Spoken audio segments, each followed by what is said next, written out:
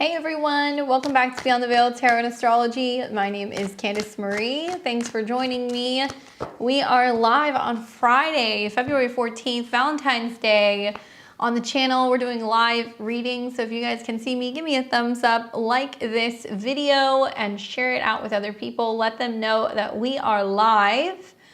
And if you guys are here hanging out with me on Friday, you're my Valentine. So thanks for hanging out with me.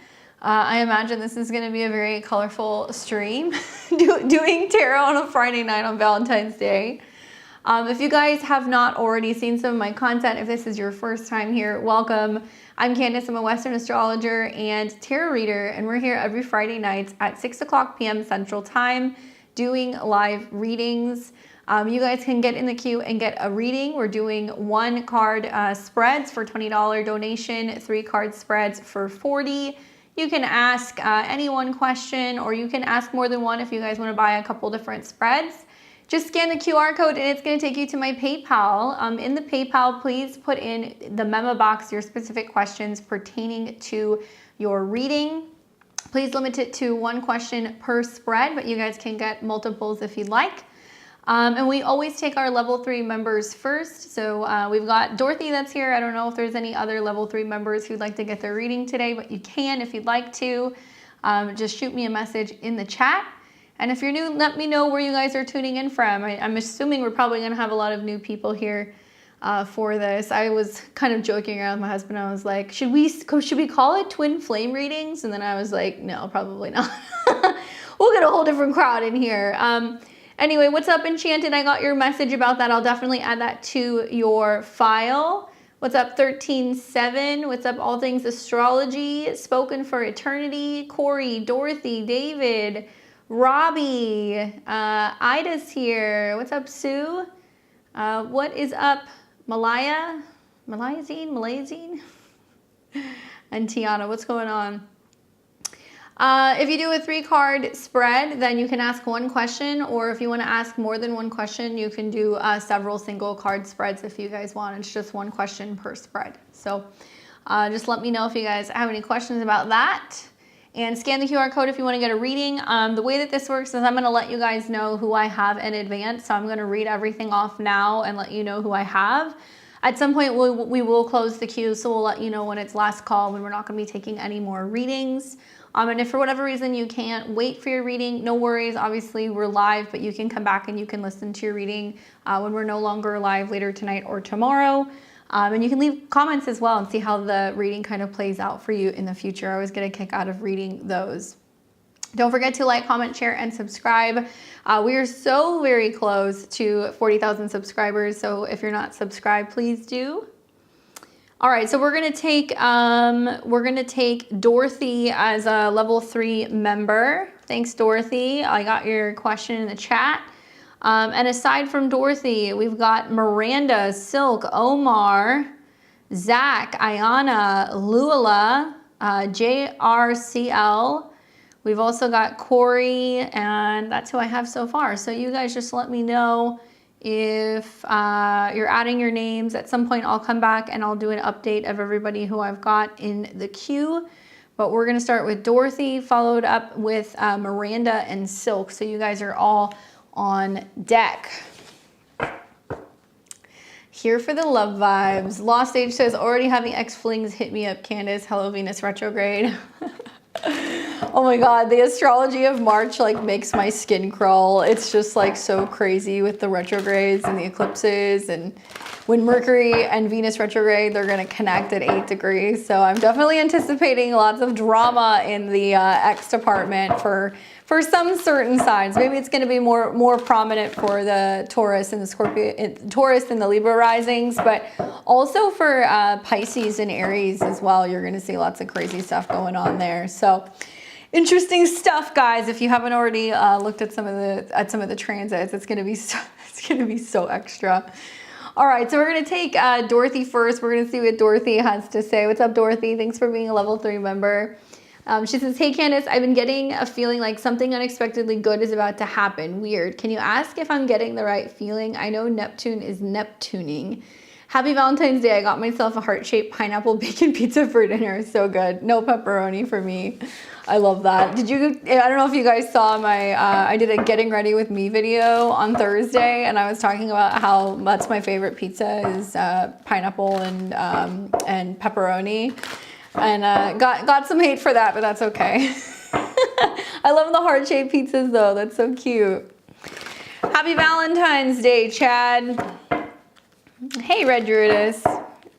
It's so good. It's so good. All right. Well, let's see what we can tell Dorothy about this good feeling that she has that's kind of coming up for her. Is Neptune just Neptuning, or is there something up? Let's take a look. All right. So in this order, we've got the 10 of Wands, the 4 of Wands, and the 8 of Coins. Interesting stuff. You know, I kind of feel like if the reading is starting off with the 8 of Wands, it's talking about overcoming challenges, right? So we've got wand element, which is fire. So it can be about action and energy, vitality, creativity, maybe even some passionate opportunities. And the 8 of Coins, which is about your hard work paying off. So usually when I see a 10, it's about kind of overcoming a challenge, especially the 10 of Wands is about like an uphill battle and feeling like you're getting to a point where you're like, I just can't take it anymore, you know?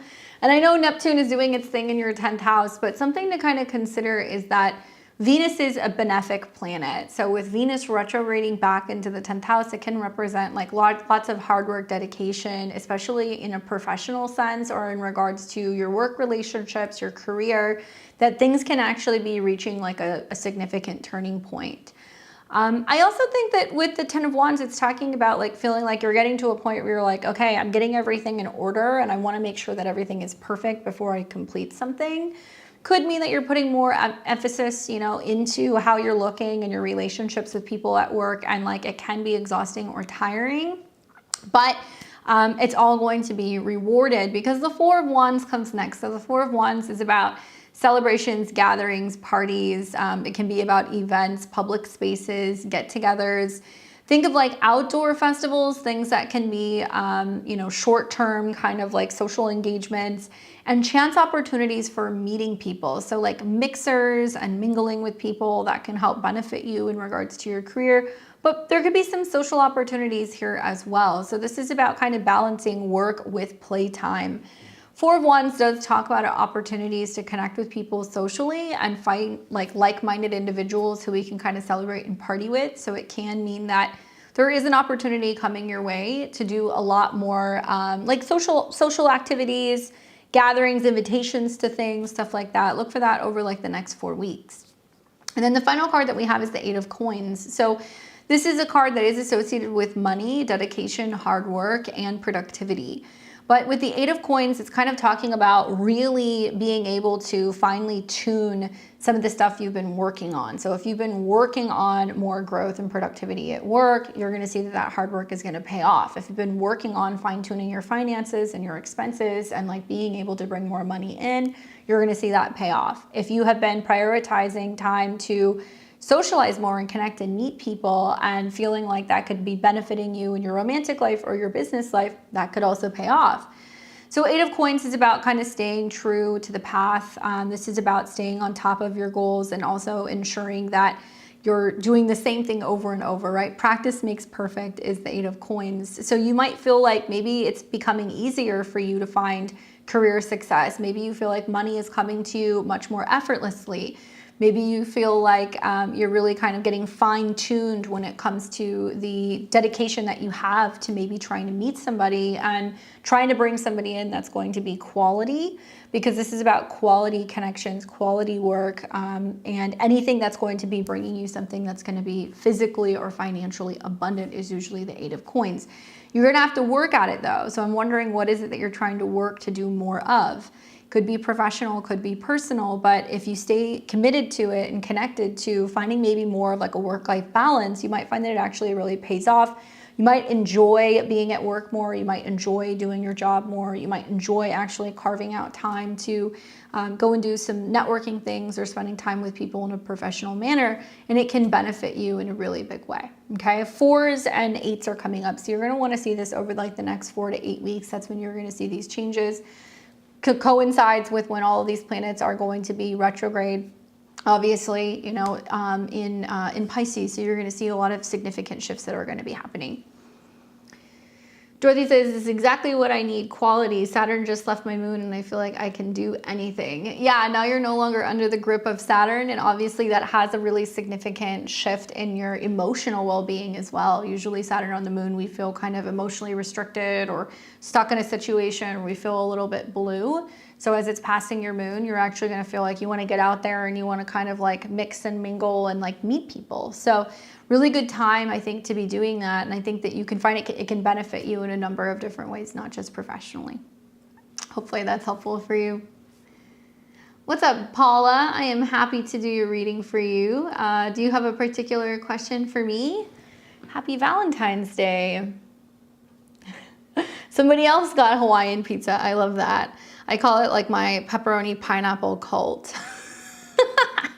Let us know what happens, Dorothy. We're curious. Thanks, Natalie. I'll update my list in just a second, let you guys know who else I've got in here. All right, so we're gonna do Paula, and then I'll take Miranda and Silk. Is there any other level 3 people here? Let me know.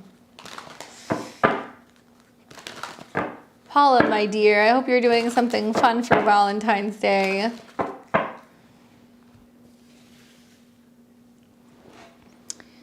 Let me update this list while I'm waiting for her response.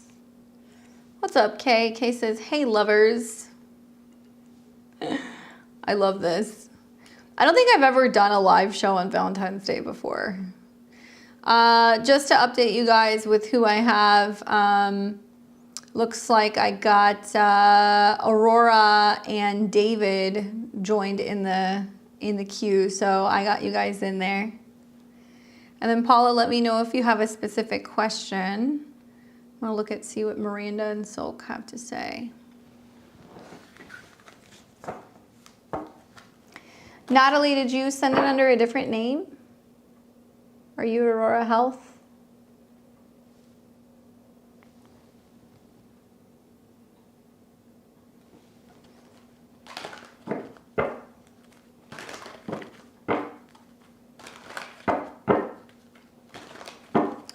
Is Mars trine Mars a good time for acupuncture treatment? Well, it depends on what's going on with the ruler of your 6th house. And even though Mars trine Mars can be good per se, Mars is currently retrograde. It's going to be retrograde still for about a little bit more than a week. So you'd have to look at the chart as a whole, but that's definitely a question I could answer for you. I'll be here doing astrology next week. Who am I now? Boom. Just happy I didn't send my money, and more importantly, my question to the wrong PayPal recipient. Whoops. Whoops, whoops. Yeah, make sure it's the right. You can scan the QR code. You can see the link in the chat too. All right, so I'm going to do a general reading for Paula. Paula, this is for you. What do you need to know? All right, Paula, in this order, you have got the 5 of Wands, the Justice card, and the 6 of Wands. It's gonna be a wand night, I can tell. Very Venus in Aries.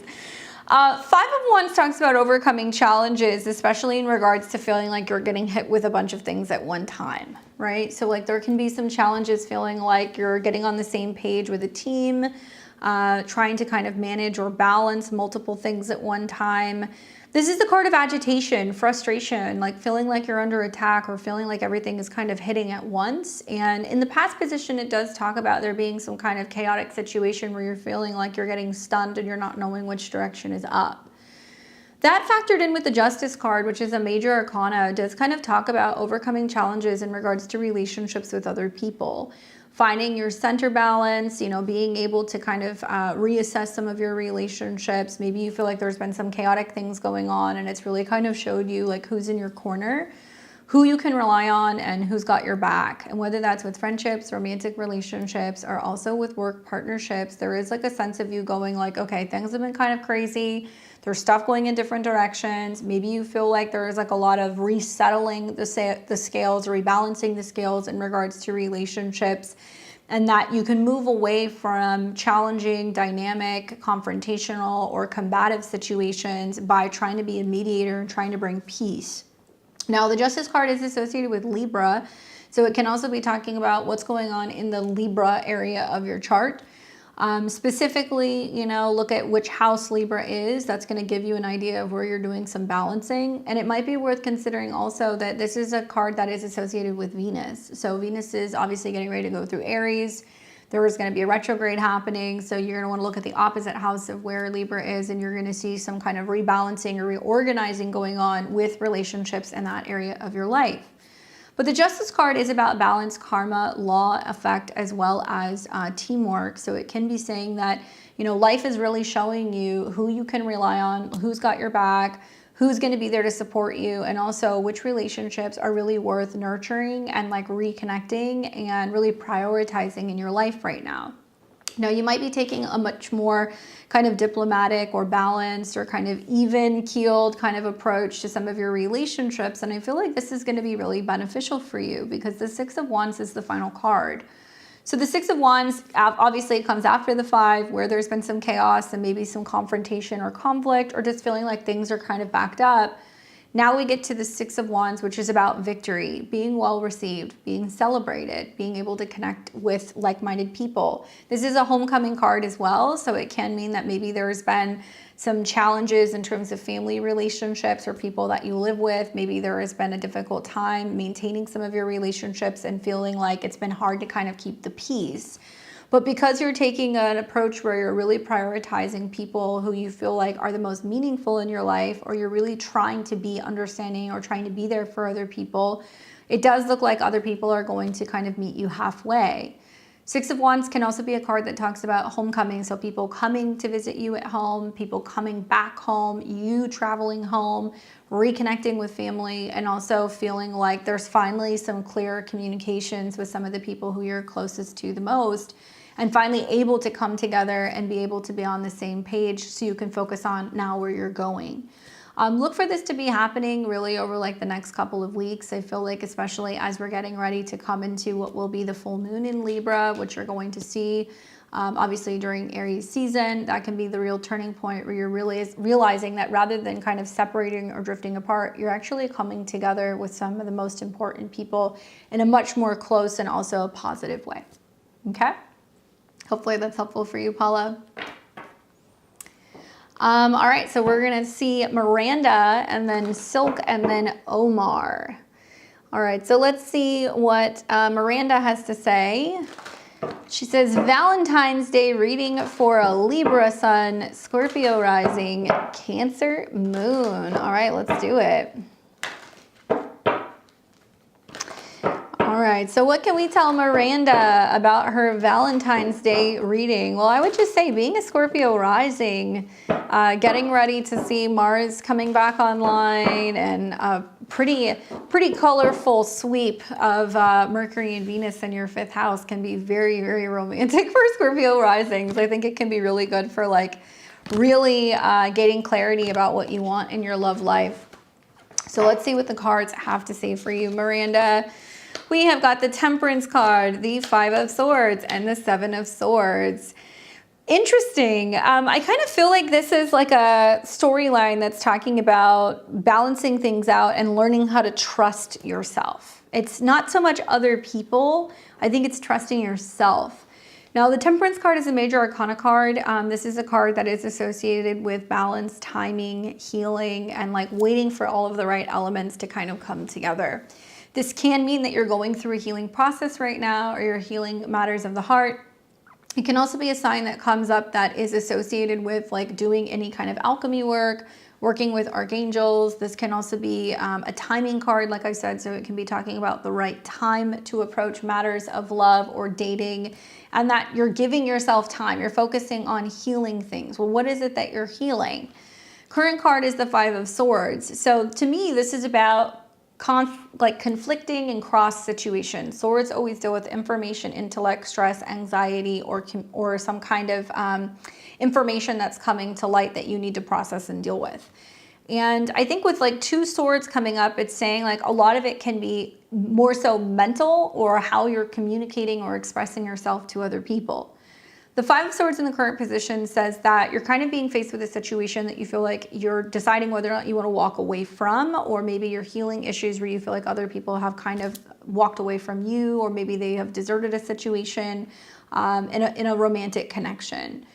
With the Five of Swords, you see a guy holding the two swords. So this represents like contemplation and thinking about what it is that he wants and whether or not he wants to reach out to somebody, or whether or not he wants to gain clarity, or if he wants to communicate or connect.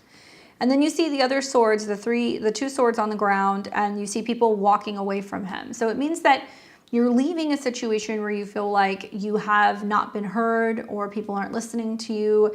Maybe you feel like it's been difficult to get the words out or to express your emotions and your feelings. And rather than like repeating some of the same patterns, now you're choosing to really deal with the past, process it, heal it. So that way you're not seeing some of the same dynamics in terms of your romantic communication.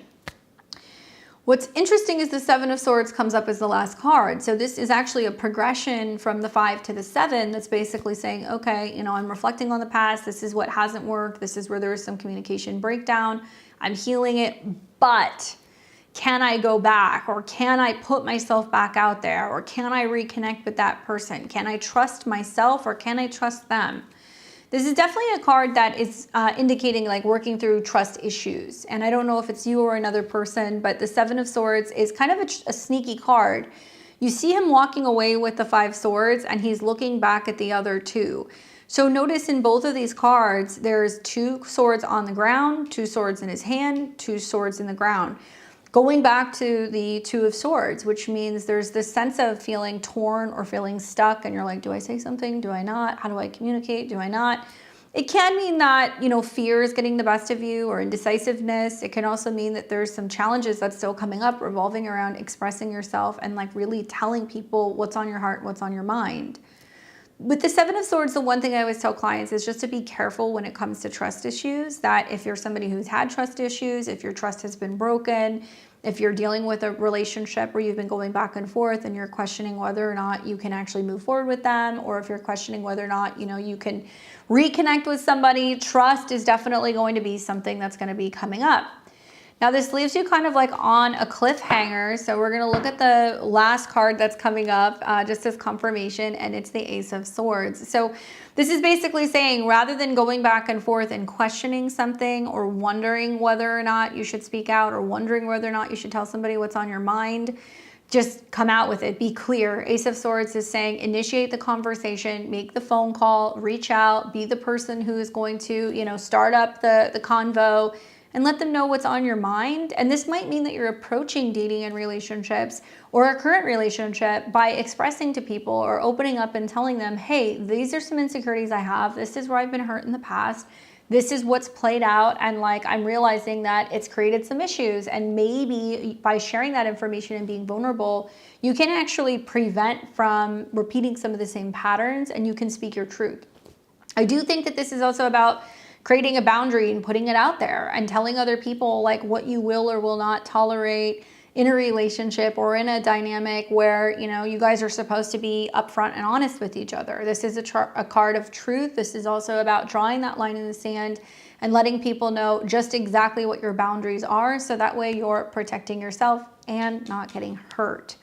The Temperance card is really a card that comes up when we need to be doing some significant kind of deep healing. So I think that maybe you're still in that process. Maybe you're becoming more aware of your truth and how to better kind of communicate where you've been hurt in the past. So that way you can actually have more clarity and honesty in relationships and feel like relationships are actually sticking moving forward.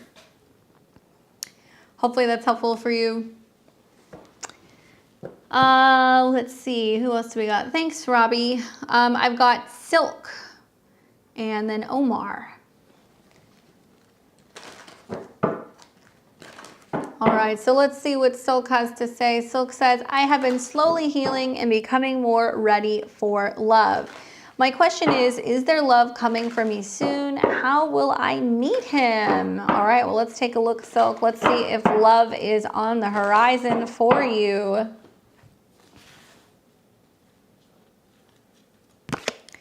All right, let's take a look here. in this order. So we have got the 9 of Swords, the Sun card, and the 10 of Coins. Wow, whiplash in this spread much? You know, 9 of Swords in the past position can talk about sleepless nights, stress, anxiety, grief, you know, healing, feeling alone, feeling stuck, or kind of like a victim of circumstance in regards to your previous romantic endeavors. When this card comes up, it does talk about like some things being out of your control and like literally needing to process it, purge it, cry it out, deal with that heartbreak, and then allow yourself to kind of move forward. This is a card in a past position that talks about like there has been a lot of grief and holding on to what has happened in the past, and maybe feeling like a victim of circumstance, or maybe feeling like that's a story that you kind of, you know, carry with you, that there is some kind of, you know, repetitive pattern where you're left, you're alone, you don't find anyone, and now you're really ready to release that because you're not wanting to kind of be in this place where you're feeling like you're in the dark, because look at how dark the card is, right? It's about not being able to see your way out of a situation and feeling like there's just grief or there's some kind of loss. Then we have the Sun card coming up. So the Sun card is complete opposite of that. It's literally night and day. So this is where you're at right now. This is what you're focusing on. You know, the Sun card can be talking about warmth and joy and generosity. This can also be talking about like the sun coming out after a period of feeling like you've been in the dark, or that you've been in a situation where you've been alone. This is generally a card that comes up also when you're coming out of a difficult situation. So in this case, if you feel like you haven't been seen while you're dating, or there hasn't been a lot of joy or a lot of happiness or opportunity for togetherness, you know, now you're actually coming out of it. This can be kind of indicating that you're going to see some significant shifts happening right around the summertime. So when we're getting into like the warmer months, you may also want to be watching solar transits. So that could be like the solar eclipse we're going to see at the end of March. That's going to be in Aries. It can also be, you know, planets that are going through kind of warmer solar signs, as Mars is coming back into Leo, which I believe we're going to be seeing also kind of getting into May of this year. I like the card because it's about also making some kind of like statement, or making some kind of like putting something out there, right? So it's like letting people know, hey, I'm open for business. I'm single. I'm ready to mingle. Maybe it's about making announcements that you've met somebody and that you're really excited about where a potential connection is going. The Sun card is associated with the sign of Leo. So you might be watching for Leo suns, moons, or risings, or significant things happening when planets are in Leo. Then the final card is the 10 of Coins, which is interesting because I feel like in a relationship reading, just me personally, you know, getting the Ace of Cups or the 2 of Cups or even the 10 of Cups is great. But if you're looking for something solid, tangible, long-lasting, reliable, you're going to want some kind of coins in your reading. So 10 of Coins represents ultimate physical fulfillment, something long-term, traditional, someone you can hold on to, long-term committed partnerships that could lead to marriage or buying a home or starting a family. So when this card comes up, obviously in the previous, you know, in the last position, it can indicate that there is something really significant coming. There's something long-term coming. This is a card that can be talking about family, and also the Sun can be talking about children. So it can be saying that there's something shifting, revolving around the way that you look at relationships, what you're seeking in a relationship. It can mean maybe you're hoping to be with somebody that's going to make you feel safe and secure, and that, you know, in a way you're kind of like in this cocoon of the relationship. But it could also mean that you feel like you can be authentic, you can be yourself, you can experience joy. And I do feel like the 10 of Coins is a clear indication that it's going to be somebody worth investing your time and your energy into, because it has the capability of going the distance, right?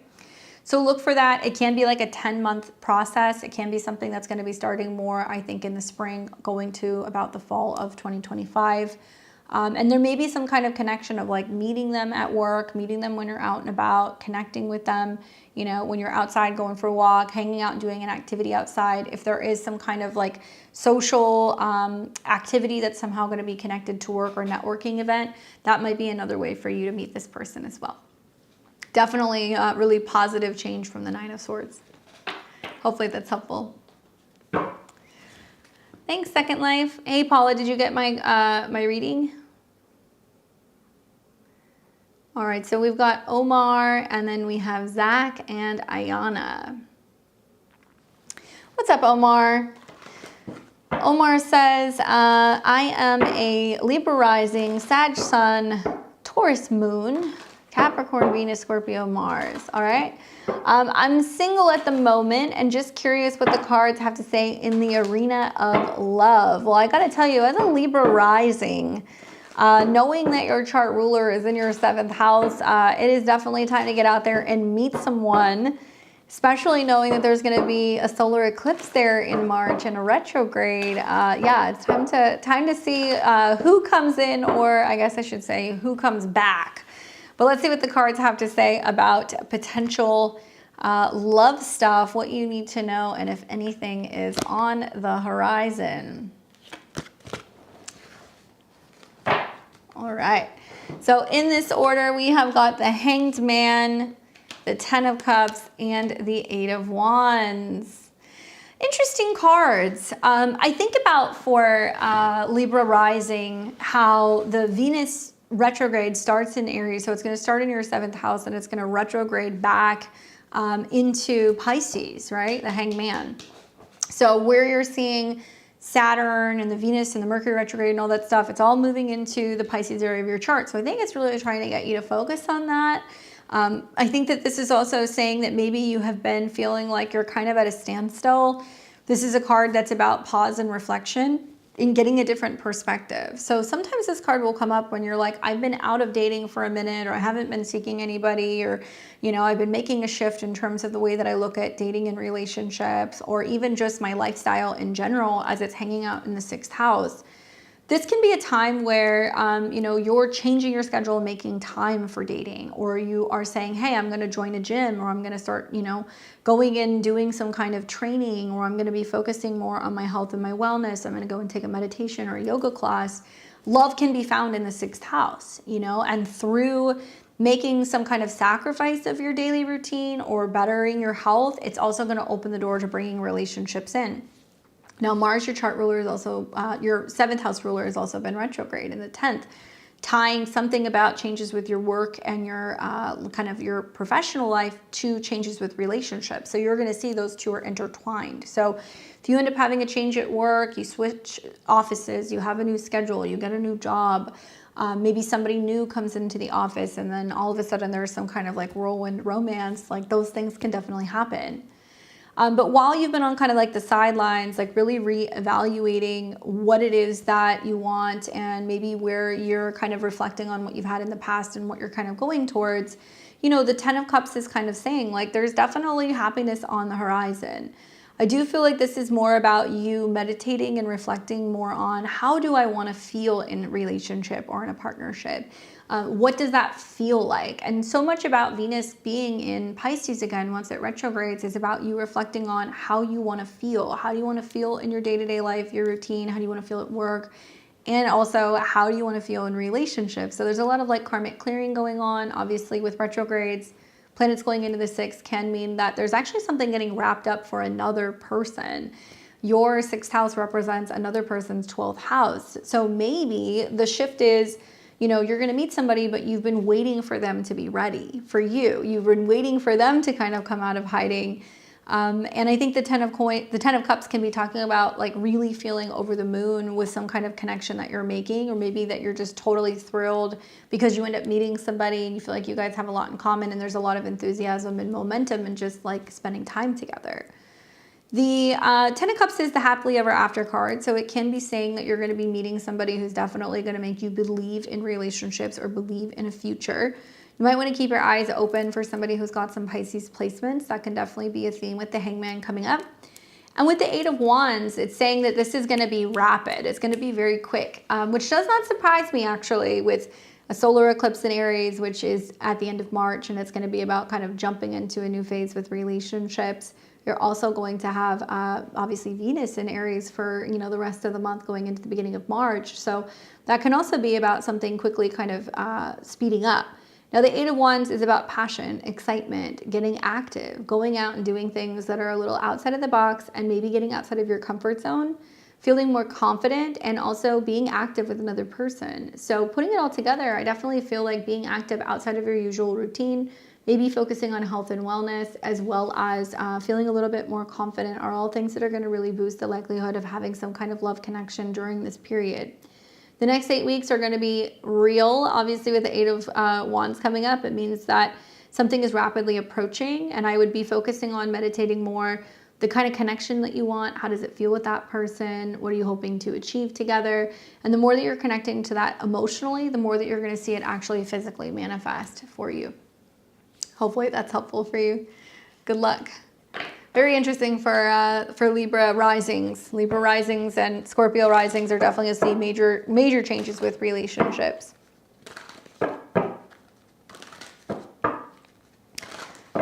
Yeah, I can do it for the next reading for you, Enchanted, for next week. I'll just make a note of that. All right, so we've got Zach, Ayana, and then Lula. What's up, Zach? Taurus risings too, because Venus rules your chart, but it's going to be your 12th and your 6th house lord. So a lot of Taurus and Taurus risings are going to go into like full-blown hermit mode. Remember, it's happening right before Saturn goes into Aries.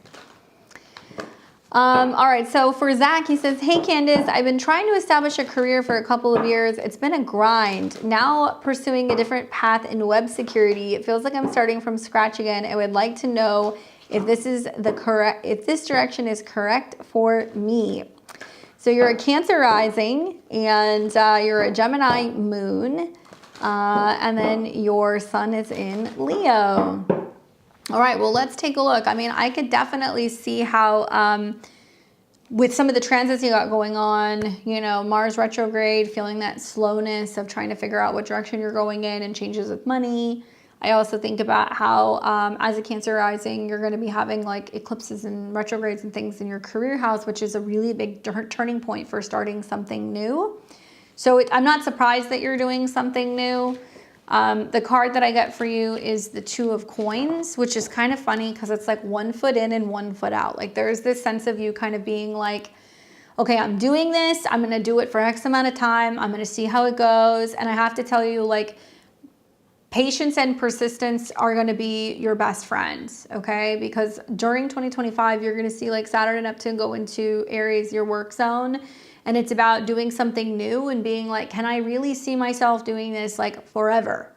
Pluto's in your 8th house, which is really good for wealth through anything that deals with security, especially if you're potentially going to be starting your own business. So you want to treat 2025 as kind of like the jump off point where you're kind of getting the necessary bearings and everything in order to see if you can really do this full time. And I would say you're going to be able to have a better idea right around the time of the full moon in Aries, the fall of 2025, then going into 2026. But 2 of Coins is like, you're like, well, I could do this or I could do that. And I'm not going to get too involved in it if I don't like it. And if I don't like it, I know I could still go back to something else. Are you starting over? Yeah, but I feel like you need to give yourself at least a couple of months to see how things play out. I think that that's definitely a really great career given some of the transits that you're going to be having, and also knowing that, you know, Jupiter is going to be on your chart ruler in the 12th house. You could be working a second job, doing it, you know, at night or behind the scenes, or you can be balancing it with something else. It could give you a much more beneficial schedule, and it could be something that you could really enjoy. You just need to give it a little bit of time. As a confirmation, the bottom of the deck was the 9 of Wands. So I think the biggest challenge with this kind of change in your career is the fact that you're like, this is hard because I'm starting over and I feel like it's all on me. And it's like challenging because you're getting into something kind of on the ground floor and you're having to kind of build yourself up again. But there's one thing I know about the 9 of Wands is that it's a very resilient card. This is a card that against all odds, they're still able to stand and overcome and oftentimes be successful. It is definitely going to be a challenge though. So one of the biggest things that you're going to be facing is not second guessing yourself and not giving up. And if you do commit to doing this over this next year, then in 2026, when Saturn and Neptune fully go into Aries, you're going to see a situation where you're going to be able to be a lot more independent and have a lot more freedom because you have made a change in your career choice. To know more about your chart, you know, you could consider consulting with an astrologer and being like, hey, do you think this is a good idea for me? And you need to look at, well, what the ruler of your 10th house is and how it's aspected and what's going on with some of the transits. But I would definitely say give it a shot because I feel like you'll be able to come out on top as long as you're committed to the process of really making this change. Good luck. I've got Ayana, who says, I'm a Gem rising, Cap Sun, Aquarius Moon, and I'm wondering, where is my connection with the Libra I met through work is truly heading? What's causing his inconsistency in effort and communication? I really enjoy him at times. I felt he had a genuine interest, but recently he has withdrawn and started to feel, I'm starting to feel his bread crumbling with me juggling other options, but I might be just insecure or paranoid. All right, well, let's take a look. So if you're a Gemini rising and Jupiter's in your first house, not necessarily a bad thing, because you do have lots of options in terms of relationships with your 7th house ruler on your ascendant. I think part of what's going on is that you're seeing some retrogrades that are going to be happening, you know, in your 10th house pretty soon. So it could definitely have you thinking about what's going on with like a relationship and whether or not you guys are going to be able to go the distance. So let's ask, in terms of the Libra, where are things going? You know, where is this headed, and where is his head at? Because he seems to have been withdrawn lately.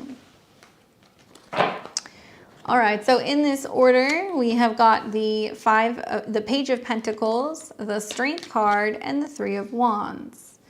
Well, off the bat, these are not bad cards. I feel like the Page of Pentacles is saying, like, things are still very, like, you know, immature in terms of your guys' connection. It's still a new connection. Pages represent planting a new seed, the beginning process of still getting to know each other. And pages, you know, can deal with, I think, waiting for something to kind of fully blossom and like truly getting to know the other person a little bit better. Page of Coins is definitely a positive card when it comes to a new romance, because I feel like this means that there still is interest, there's still investment of time and energy. It may not seem like it for you right now, but there's definitely a shift going on where there is room for growth, especially between now and the summertime. Looking at this, I also kind of feel like the page can indicate that you're expecting more of him, that you're like, okay, well, I need more. I want more growth. I don't want to just be in this situation where I'm waiting for you to figure out what you want. Pages can easily get kind of distracted, and they can also be very self-consumed. These are children after all. So you could be looking at this situation as like, okay, I'm getting crumbs. I'm not getting enough. I want more. Like, when are things going to kind of progress and speed up? Well, the Strength card is saying that the best way to bring him in is to be detached from any particular outcome. Obviously, the Strength card is about not physically holding on to someone or something, not putting it in, you know, a headlock, not putting it on a leash or in a cage. It's basically keeping your arms open and being like, I'm here when you want to come this way, you know, and opening the doors to kind of letting, you know, him in and letting him know that you care for him, that you're not going to be judging him, that you're not rushing him. And I know that this sounds kind of counterproductive, but I feel like he's much more likely to respond in a way where you're warm, confident, loving, and like very self-assured. When you're like, you know what, I know he's going to come around, or you're really taking good care of yourself and you're like, hey, I'm feeling what I'm doing right now. When you decide you want to join, let me know. He's going to be drawn to that, because all of the colors that are coming up in these cards are all bright colors. Yellow is about creativity. It's about energy. It's about vitality. It's also about enthusiasm. So I feel like maybe you're looking at it as, well, I'm not getting enough, or he's bored, or this or that, when in reality, I would flip it around and be like, he's lucky to have me, you know? I'm such an awesome potential partner for him. And, you know, I have so much to offer, and I know that he's going to see that. And you want to replace some of that doubt and insecurity with confidence, because that's only going to help the relationship expand and potentially grow. Now, this can be saying watch for transits happening in Leo. So whether that's Mars going back into Leo, if that ends up being the Mercury retrograde in Leo, you know, in July, if that's Leo season in July and August, these are going to be turning points that you're going to want to watch. And then the final card is the Three of Wands. So this talks about, where are we actively going, right? And like, maybe this means that you're going to be really trying to instigate more plans, trying to get out of town, doing something, you know, scheduling dates, gatherings, get-togethers, that kind of stuff. And that you're like, okay, let's go, come with me. You know, maybe you're going to start kind of adding events and dates and things to your agenda, and you're telling him, I want you to come with me. Do you want to come? Okay, you're not getting back to me? All right, I'm doing this with or without you. keeping the show rolling. You have to keep moving forward because you're not slowing down and waiting for him. You want to let him know that you want to include him in some of this stuff. And it can indicate that you guys actually start to see some progress within about 3 weeks to 3 months. 3 of Wands does mean, though, that you have basically selected your path and you're going to move forward. So that tells me that your eyes are really going to be set on him. You're not going to want to walk away from him. You're going to want to say, hey, I'm including you in some of the decisions or some of the plans and things that I'm making. And you're really going to try to stay with this and see if you can kind of bring a little excitement into the mix and lure him in all of the best ways. Remember, the Strength card is about showing him all of the reasons why, you know, he should be with you, because you really bring a lot to the table. And it can be about being patient and kind and compassionate and understanding that maybe it's difficult for him to initiate some of these things. And, you know, maybe he doesn't want to feel like he's the only one who's doing it. If you show him a similar interest and you're wanting to include him in your plans, it might incentivize him to actually be a little bit more involved. Hopefully that's helpful for you. All right, we've got Lula, and JR, and then Corey. And if you guys are tuning in, if you want to get a reading, scan the QR code. I'll let you guys know who just popped in. I've got Heru, Briana, Nicole, Diana, Kimberly, Glenn, David, Aurora. Okay, so if you hear your name, I've got you. All right, so let's take Lula. 3-card reading. I'd like to know if me and my work crush will get into a relationship with each other. Backstory, he has showed me interest and so did I, but he claims that he can't move forward with me due to a work boundary and the fact that he is moody.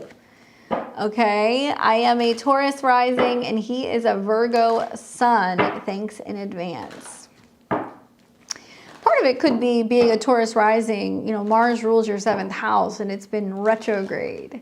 So that definitely slows down potential relationship connections, and it also slows down communication with partners. Definitely Mars in Cancer can be a little moody too. Yep, yours is coming up soon, Spoken. He's a Pisces sun. All right, cool. Let's take a look. Let's see. So what do we need to know about this work situation with the Pisces sun? He is a Virgo, or it says he's a Virgo sun. So am I confused? Natalie, oh, I'm reading the wrong person. Okay, so that's not for Natalie. This is for Lula. All right, so let's see what the cards say for you guys. So is this going to be a relationship? That was the question. So we have the Star card, the 4 of Coins, and the Knight of Cups.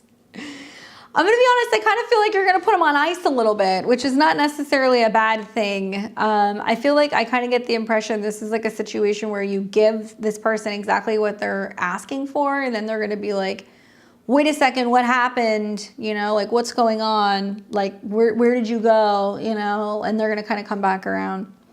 Hey, Zach, we just did your reading. It was like 2 readings ago. So, you know, I think that with the Star card coming up, it is talking about going through a period of healing and clearing and purification in terms of your guys' dynamic.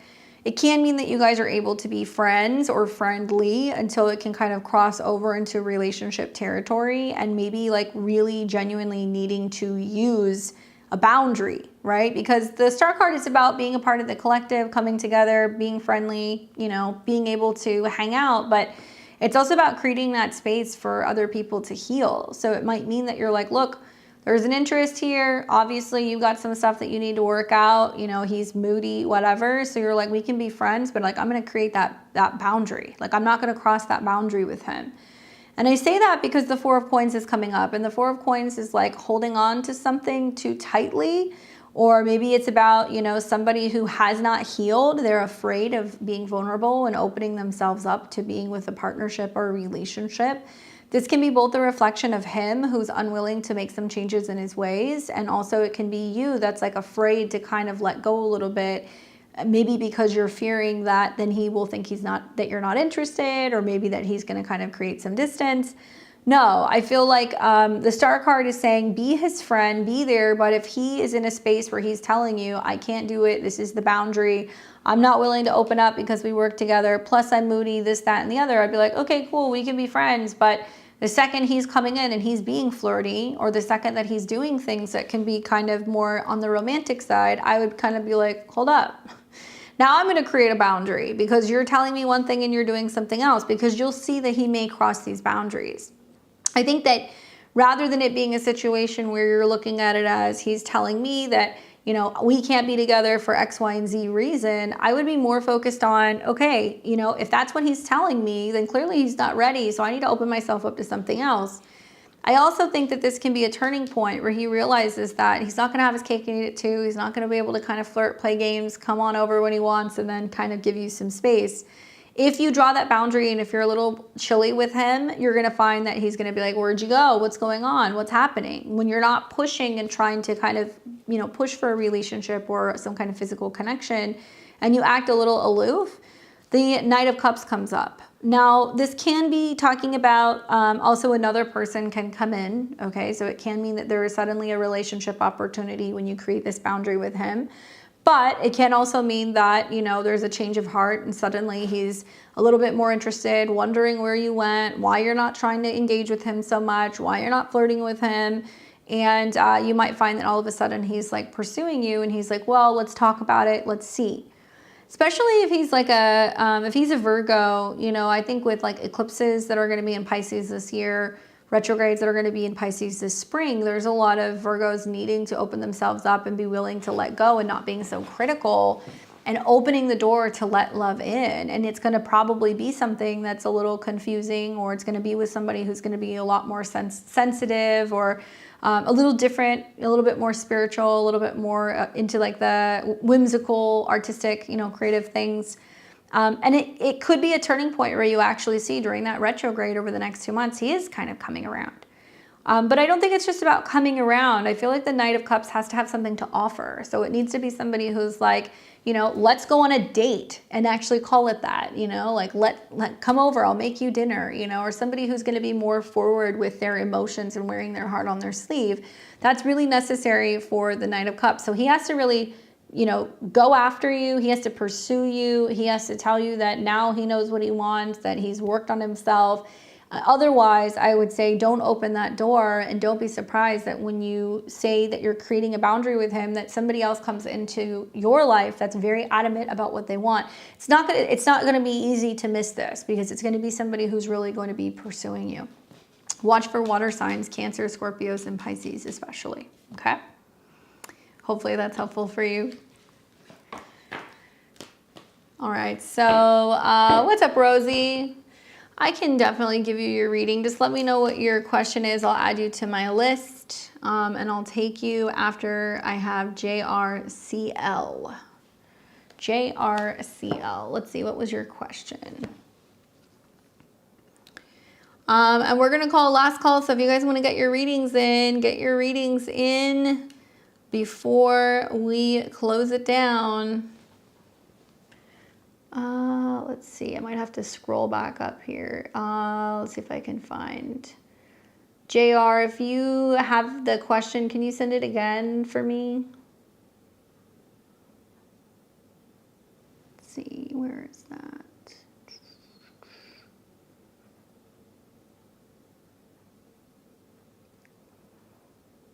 Sorry guys, I have to scroll through this and try to find it. There we go. Janie Doe, I used the 40 for 3 cards. Nicole, neglected to provide any profile with my question. What is your question? Thank you. Last call for readings if you guys want to get one.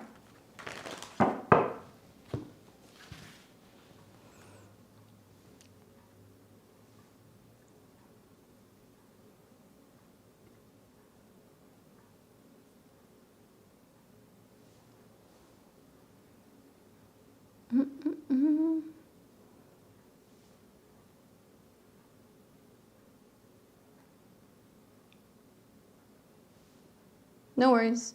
For Second Life, I can see that there is 2. I got it. I'll make sure I do the reading together, don't worry. If you guys haven't already, give me a thumbs up and make sure you're subscribed to the channel. All right, so my question, I am dating one person. Do I continue investing with the Capricorn or do I date someone else? Ooh. Thanks, guys.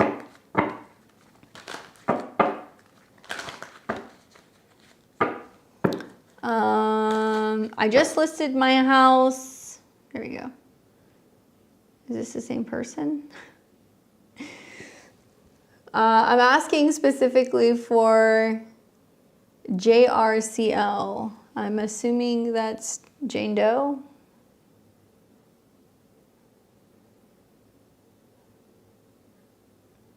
Sorry, I want to make sure I'm asking the right question because whoever sent for JRCL, I need your question.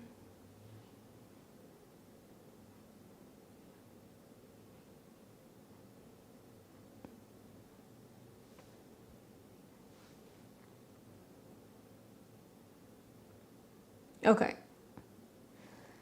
Then who is Janie Doe? Okay, so I'm gonna answer spoken for eternity. Got it. All right, so am I dating? I am dating one person. Do I continue investing with the Capricorn or do I date someone else? All right, so this is for you. Let's take a look.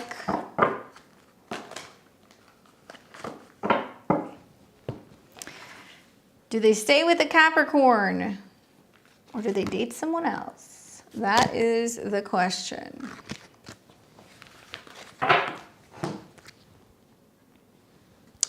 All right, in this order, we've got the 10 of Cups, the 8 of Cups, the 2 of Wands, and it looks like you are a Pisces Sun, Leo Moon, Virgo Rising. Interesting.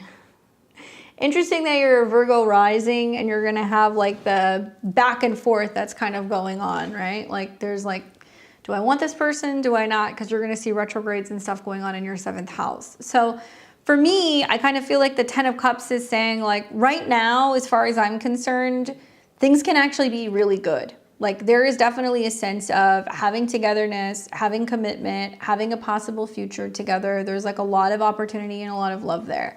Even if you're questioning whether or not you should stay or go, the card is saying like there's a lot of room for you to be able to grow into like a happy ever after.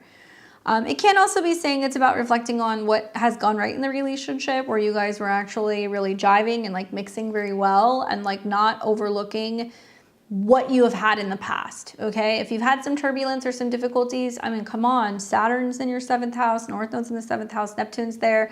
Sometimes we don't see relationships so clearly when we go through some of these transits. Now, the current position is the 8 of Cups, so I'm just going to go out on a limb here, like, especially if you're asking the question, should I leave the Capricorn or stay with the Capricorn? Like, the 8 of Cups is saying you've already got one foot out the door. And traditionally, this is a card that's seen as when this comes up, it means that you're walking away and you're not looking back. So I'm wondering if you're trying to kind of think about what is right about the connection, what has worked with you guys in the past, you know, and what might be worth kind of trying to hold on to or trying to kind of salvage, even though there's a side of you that's like, yeah, I think I'm ready to walk away. Okay, and this is the right now card. So I don't know if there has been some back and forth or if you've been on and off or if you've been like seriously contemplating leaving, but this is a leaving card. However, with the 2 of Wands coming up, it makes me feel like you're looking at your past reaction or you're looking at the decision that you had to leave. And you're kind of going like, okay, if I leave, I know that I have so many other opportunities out there, but you don't really know what the future holds. There's no guarantee that you're going to find somebody that is or is not going to be a match. You're open to it. You're willing to date other people. The world on your hand basically shows me that you're like, I am going to see what else is out there. I'm going to feel it out. I'm going to give it a shot, you know, and that you're willing to go the path alone. The problem is I feel like there is this sense of going, well, if I walk away, I'm going to go and find what I want. And I think that you're reflecting on some of your past behavior and actions in the future, being like, I left too soon. You know, I didn't give it a shot. I didn't give it enough time. I did not allow myself to see what we really truly could be. So I'm not going to tell you don't leave. I'm going to tell you that really make sure that that's what you want, and that if you're leaving for the right reasons.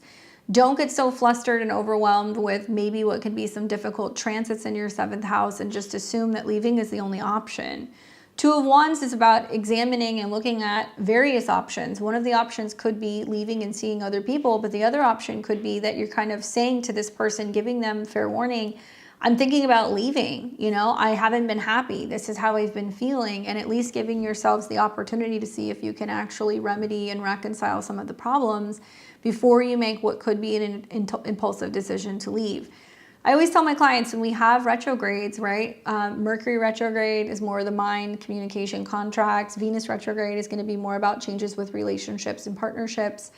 I think as a Virgo rising, having some of the, I guess for them, I don't remember your rising sign. Yeah, Virgo rising. For you, the retrogrades are going to start in your 8th, which means you're going to go, well, do I really feel valued by this person?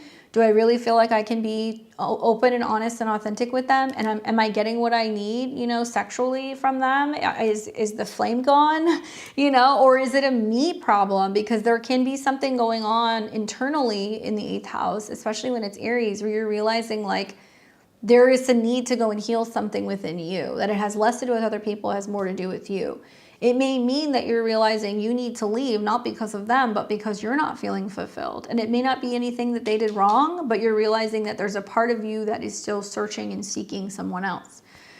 So incredibly insightful when you have retrogrades in the 8th house to get a reading, talk to a therapist, talk to a counselor, work with a healer, work with a trauma specialist, somebody who can really help you peel back all of those layers and kind of get to the core of what's happening. And I don't really think it has a lot to do with the partnership per se, or even the person. I think that there's stuff coming up where you're kind of questioning whether or not you're settling, and if you're not getting what you really need, and if there isn't enough connection or depth in the relationship. And it might be important to acknowledge that. So if you do decide, hey, I am going to break up with this person, it's not working, you can make it be less about, oh, it's them, and more about being like, no, I know that I need to end this because we're not a match. And it's going to also help the process of the breakup and the separation. So that way you're letting them know it's not necessarily anything that they did wrong. You're just realizing that you're kind of evolving and that you need something more. And you need the freedom to go and be able to kind of do some soul searching and figure out, is it a you thing or is it a relationship thing, And it'll help the process of the separation if you do decide to do that. But I would be very careful making that decision in the immediate next month or so, because you could regret it. Hopefully that's helpful. Readings are now closed. So if you got in, you got in. Going back up. Okay. Rosie says she wants messages from her ancestors. All right, let's see what comes through.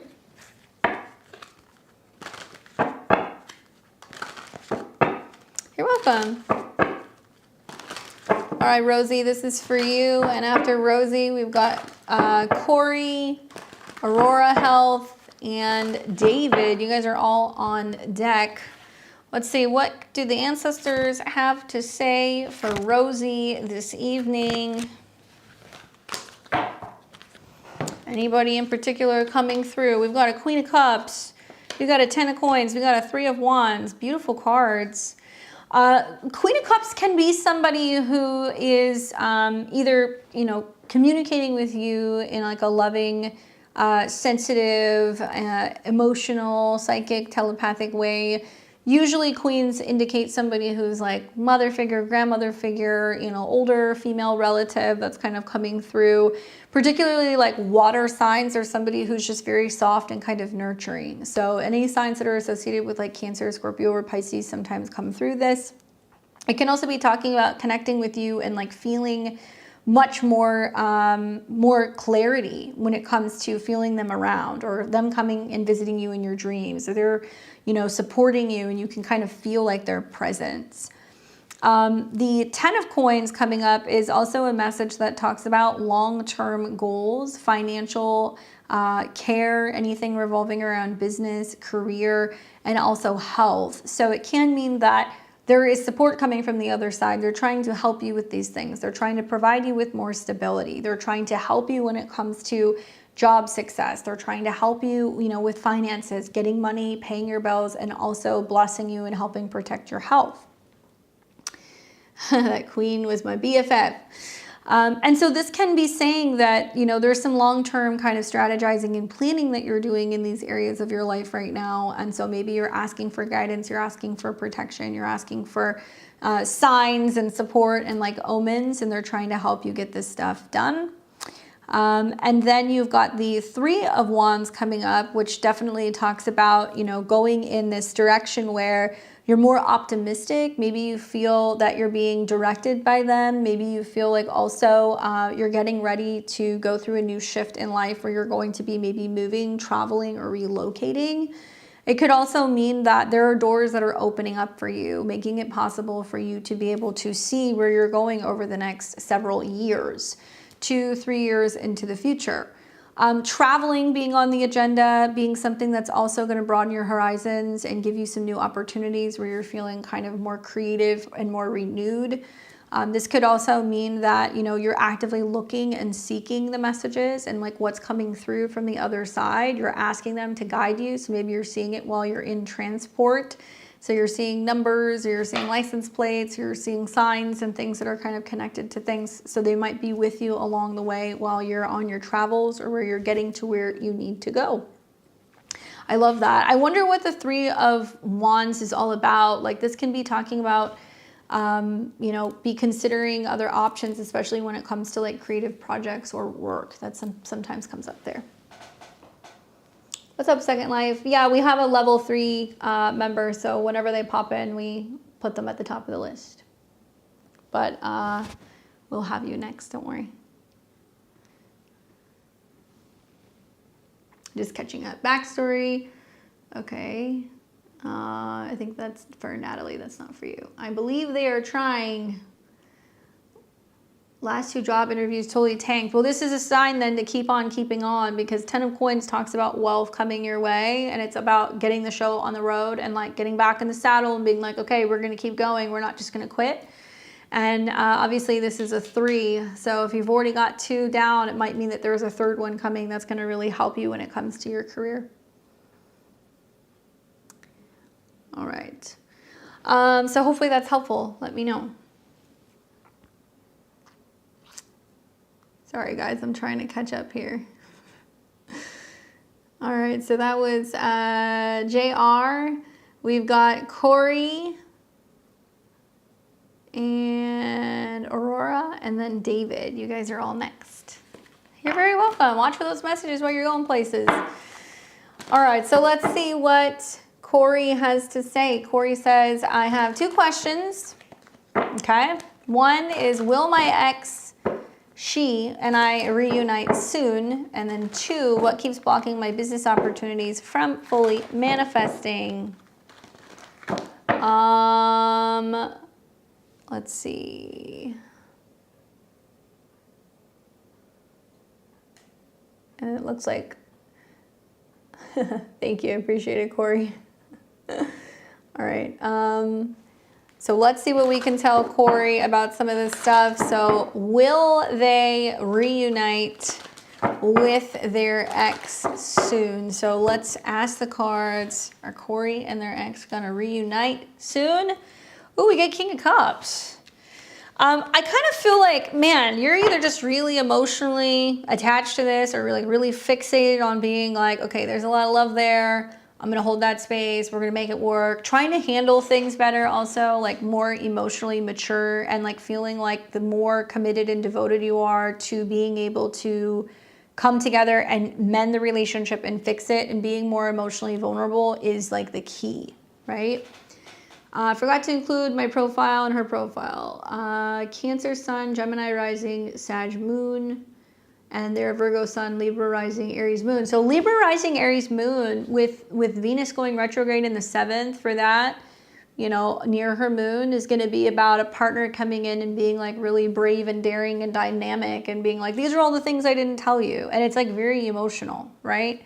So I do think that for you, this is like a change in direction where, you know, you're showing up and like the things you say you're going to do, now you're going to do them. And there is this whole storyline of like going and like getting the girl when Venus is obviously retrograde in Aries, being like the hero. So for you, I can see that this is like a shift in your perspective emotionally and how you can really show up in a relationship and show them what it is that you can be, what it is that they need.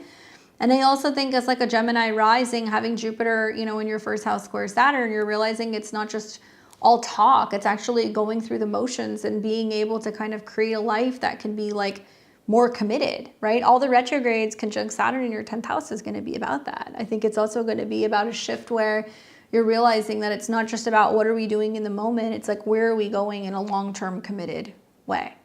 Especially with them being a Libra rising, I think like Saturn and Neptune going into the 7th house, like they're going to become less tolerant of a partner who doesn't have direction, or they're not responsible, or they're not mature. So this next couple of weeks is going to be an opportunity for a reconnection. But if you're not committing to some of the things that you're saying that you're going to do, then be mindful that that Libra rising is going to be more likely to kind of drop you. But it seems like your heart's in the right place and you're really committed to doing some of this work. So King of Cups is good for being able to kind of win that person back over and reunite. So let's take a look and let's see what you need to know about the business opportunities manifesting. You have felt kind of blocked recently.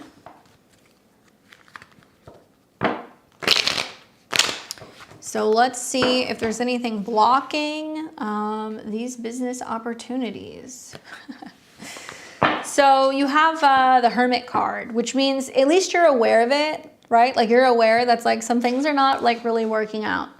And I think about how for Gemini rising, you know, Saturn in the 10th house can be pretty heavy in terms of work and, you know, really breaking through and having some long-term plans stick. But ultimately it ends up being your best friend. And you're going to see when Saturn actually starts to leave Pisces later this spring that you're going to see some kind of a breakthrough with work. Mercury retrograde, Venus retrograde, right? All these things that are going to go retrograde in your 10th house means that everything is about to be rearranged.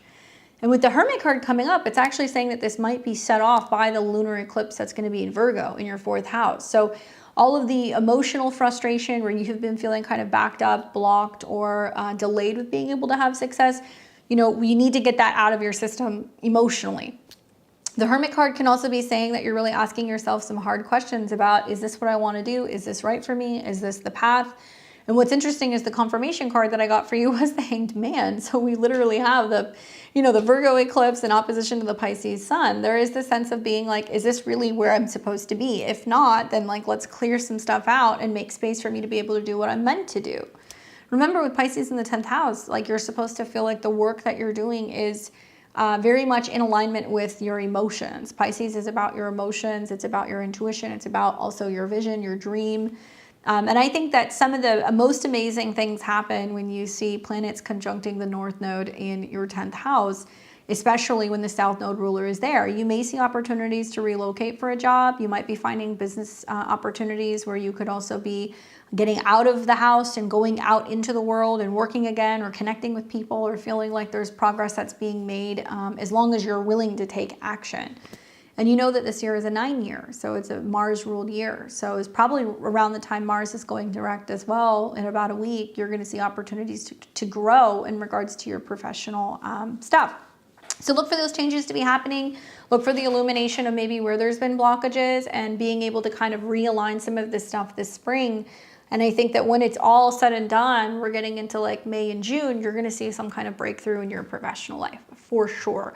Virgos and I would say Virgos, Sagittariuses, and Pisces and Gemini, all of you guys are going to see major turning points in regards to your career with some of these transits.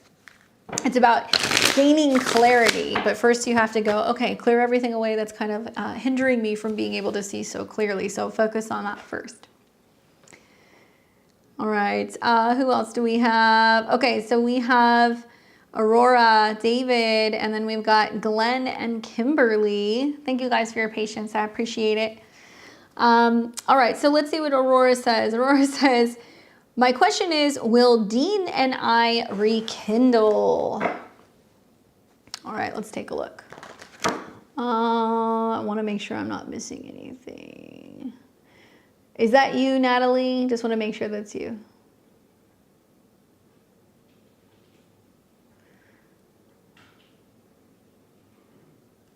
Known each other for 10 years. We were both with other people. We dated briefly and then we went to prison, 2.5 years, now on parole. A methadone type injection that's mandated us has no testosterone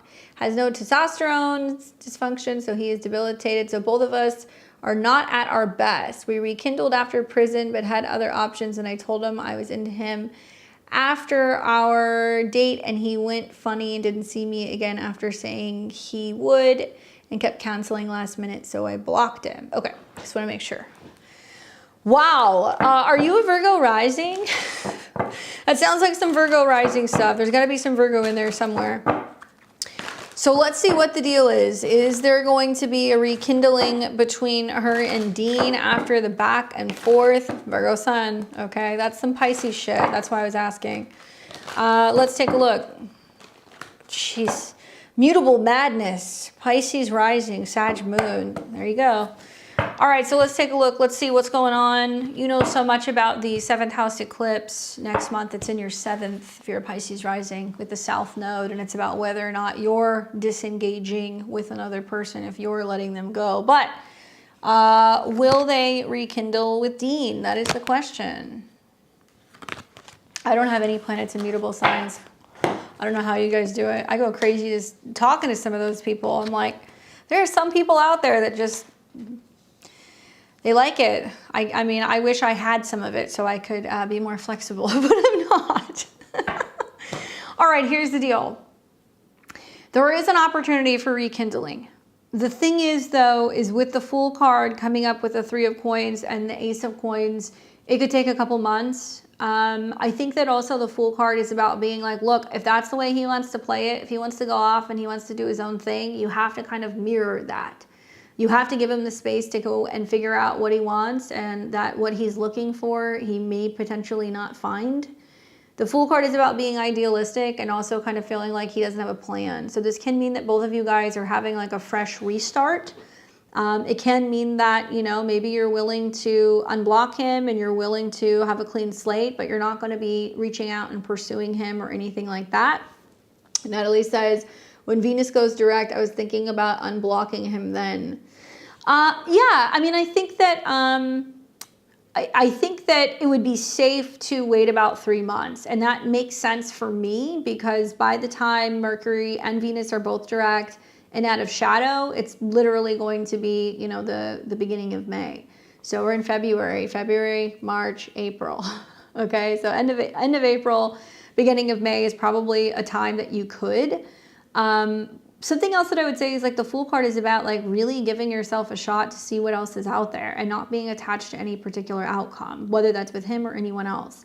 3 of coins makes me feel like there is like a sense of both of you guys working on yourselves separately. So even as you guys go through some of these transits, it's like getting stable, working, developing a routine, like getting situated. Like when you guys are both more solid and kind of on your feet and feeling like all of the other aspects of your life are coming together, it's going to be a lot easier for you guys to be able to, you know, physically build. And the Ace of Coins is a card that does talk about there being potential for a restart, for being able to kind of grow a solid foundation for a relationship. But it's likely to be happening when you're getting into an Earth sign month. So you're looking at Taurus season, April into May. You're looking at Virgo season, which is going to be obviously August into September. You're looking at Capricorn season, which is going to be December into January. And, you know, if you're a Pisces rising, eclipse in your 7th, saying bye, see you later to that guy, or you're going to continue to have him blocked.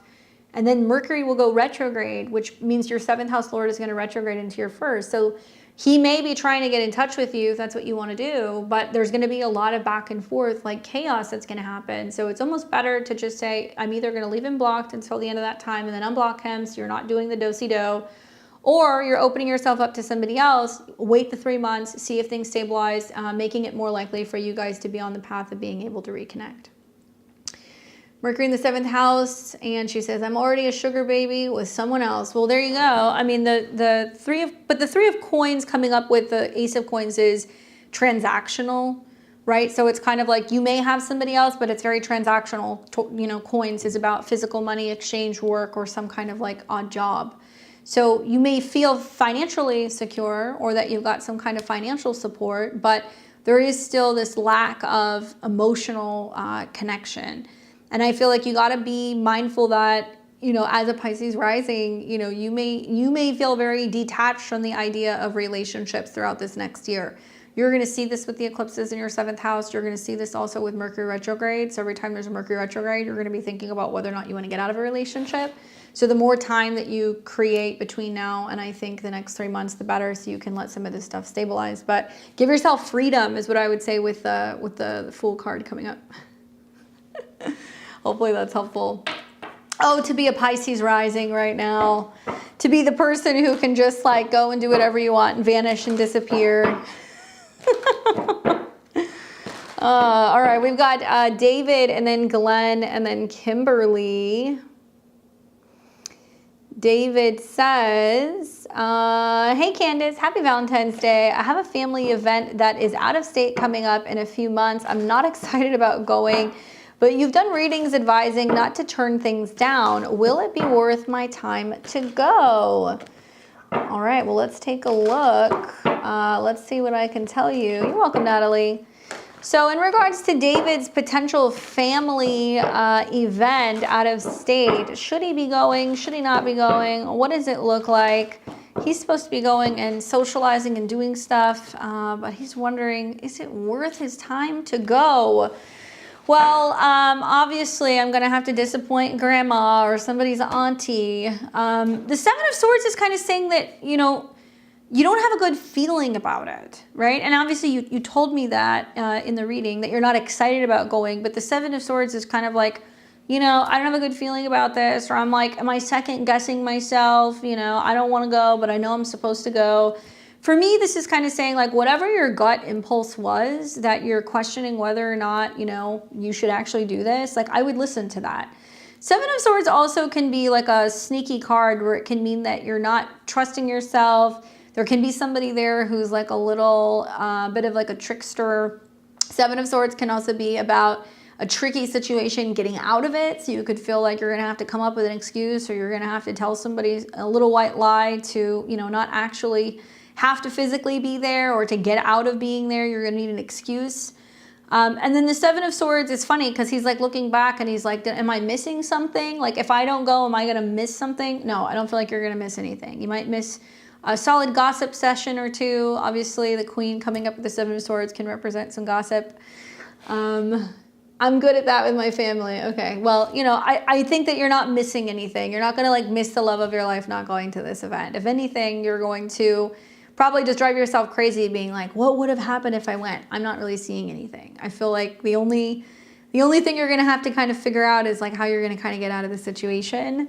And you may want to look at when planets are going through like your 11th, your 5th, and your 7th house. That's when you're going to see more stuff revolving around love. So if you look at your chart, look at the signs in those houses, and that's going to give you some indication as to when you could or you should be going and doing some stuff socially. But I don't think you're going to miss anything this time. Hopefully that's helpful.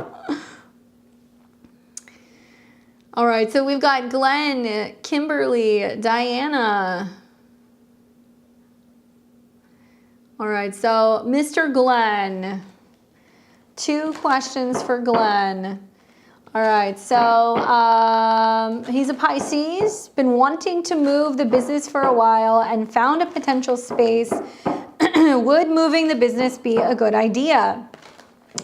And will it be successful moving forward? And then 2, will I be getting my settlement soon? Thank you so much. All right, well, let's take a look at moving the business. If I remember correctly, I'm trying to think. I'm trying to remember if he's an Aquarius rising. I want to say Aquarius. Is it Aquarius rising or Pisces rising? I don't know. Rob will know, but let me know. All right, so let's ask the cards. Should Glenn be moving the business? There's a new potential space. Aries rising. Okay. So one thing I'll say about that really quick is your business is your 6th house. So there's about to be an eclipse there in March, which could mean you're closing out one office, moving to another. And the retrograde's in the 12th, which means you're going to feel kind of scattered or all over the place because you're probably going to have some stuff that's going to be scheduled, or you're trying to figure out how to schedule the move around this. But it can actually be good, and it can give you more privacy, and it can also give you more storage space. So like if you have, for example, products, or if you want to create an office where there's other rooms and things where there's more privacy. Let's say you want to hire like a lash artist, or you want to bring somebody in who could do other treatments, right? Waxing, facials, nails, whatever. Like there's going to be more privacy. So yes, I think that it makes sense that that's what you're doing. Card that I get is the Empress card. So this is a card that's talking about growth, development, obviously beauty industry, but anything that's about bringing in more business and bringing in more abundance. I also feel like this can be opening the door to a whole new aesthetic because, you know, she is associated with Venus. So it can mean that you're feeling like you're getting into a space where you're like, I can stay here. I'm not just making it work. Like you feel like you really like what's going on with the space that you're renting. You feel like it has a lot of potential, maybe even for like entertaining and bringing in people and doing like lectures or, you know, teaching about some of your products or about some of your techniques. If you wanted to do some training or like mentorship, I know that sounds weird, but I feel like that might be something that kind of comes up for you. So yes, I think that moving would be a good idea given some of the stuff that's going on. And listen, even if you don't do this now, you're going to continue to have eclipses that are going to be happening in your 6th house down the road. So you're also going to want to look at what's going on with your natal Mercury. But I feel like overall, it makes sense that you're going into a space where you're going to be able to create your own little like beauty zen den. All right, so are you going to be getting your settlement soon? All right, so let's ask the cards. Is it coming? Will there be a settlement? And is it coming soon? I love that overhead shot. I feel like a blackjack dealer or something. All right, so we've got the Knight of Wands.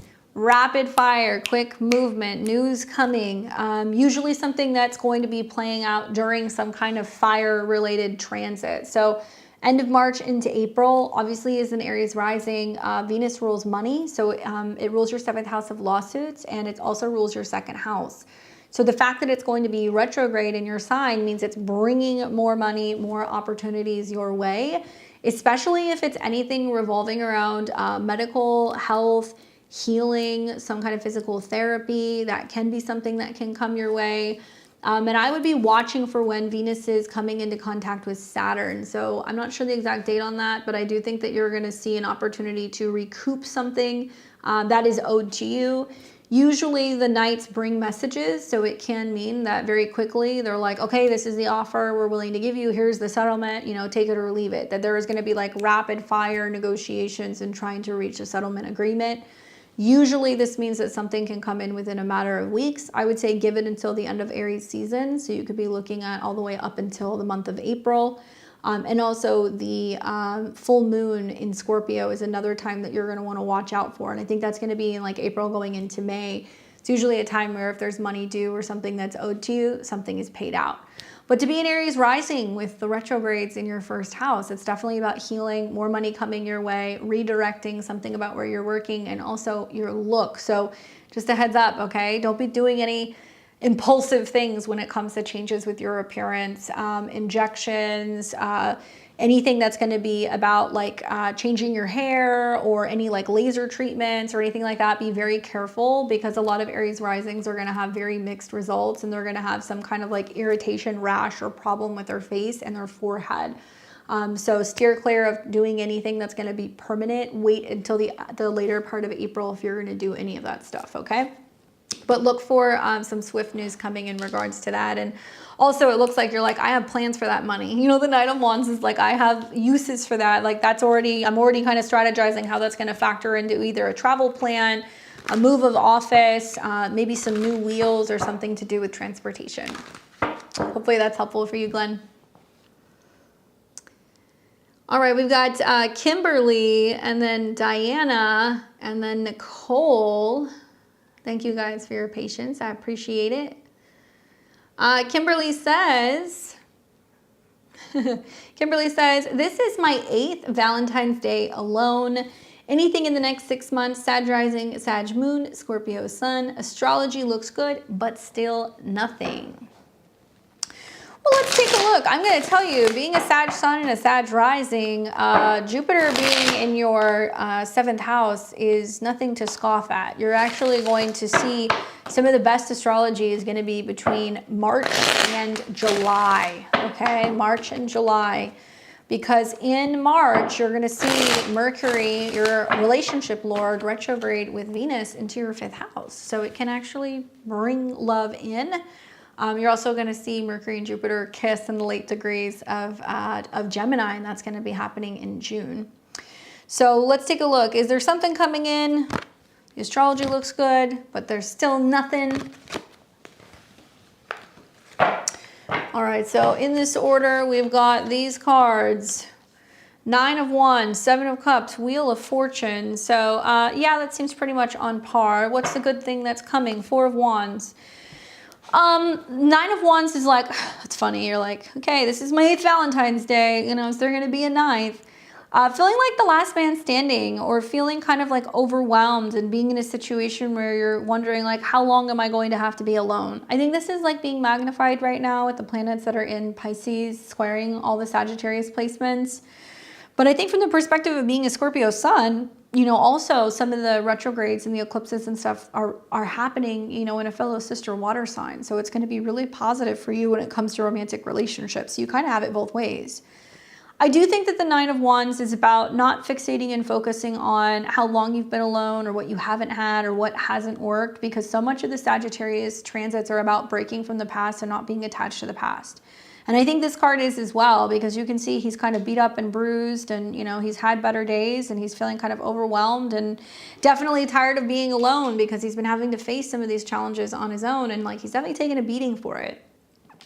7 of Cups. For me, this is a card right now where you're kind of like in dreamland. There is so many different potentials that you're considering. Obviously, there's all these different cups that he's choosing from, and it kind of represents where you're like, well, in this scenario, I could have a relationship. In this scenario, you know, I'm still alone. In this scenario, I'm dating more than one person. In that scenario, you know, I don't want to date at all.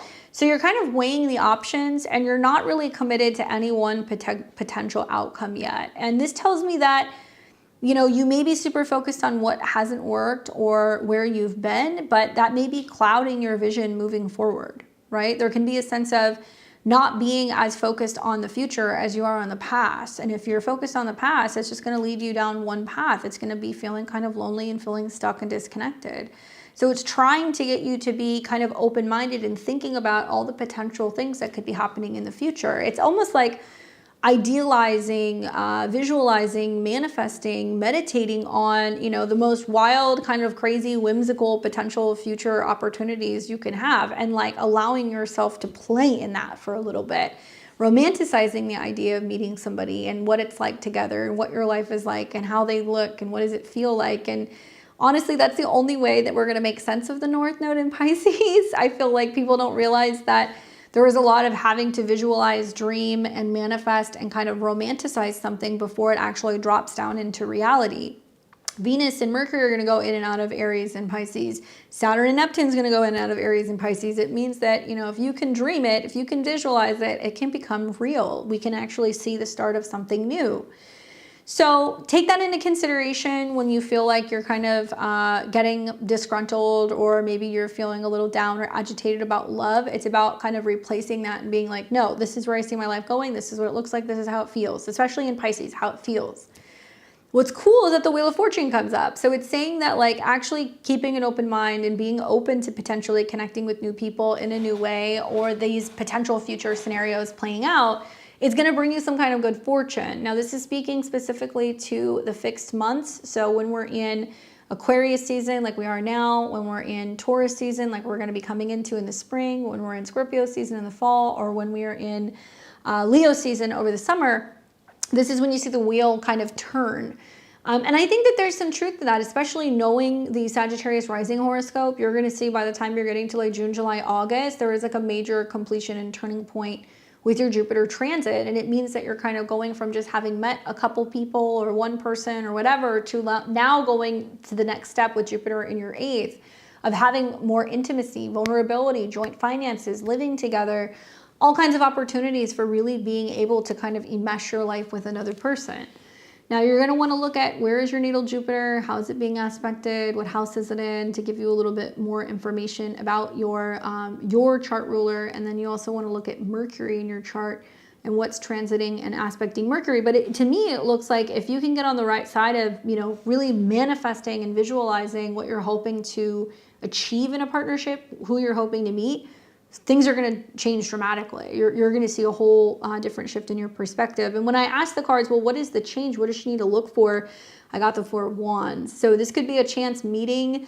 Maybe there's going to be, some kind of event. There could be a live concert. There could be a fair. There could be, a party or a gathering that you go to. And it's like, boom, you end up seeing somebody who reminds you of what you've been visualizing, or you had a dream about somebody that you'd never met, and then you go to a party or an event and then you meet a person that looks just like that. And you're like, whoa, there's going to be something synchronistic that's going to kind of bring the two of you guys together, essentially. So look for that. Say yes to events, go to parties, go to get-togethers. Be less focused on, how long you've been single. Be more focused on the fact that you receive whoever is coming into your life, that you know that you're kind of being aligned and put on the right path, and that somebody is on their way to you. Just start focusing on what that connection feels like. So when you meet them, you're going to have like that aha moment. Good luck. All right, so we have got Diana.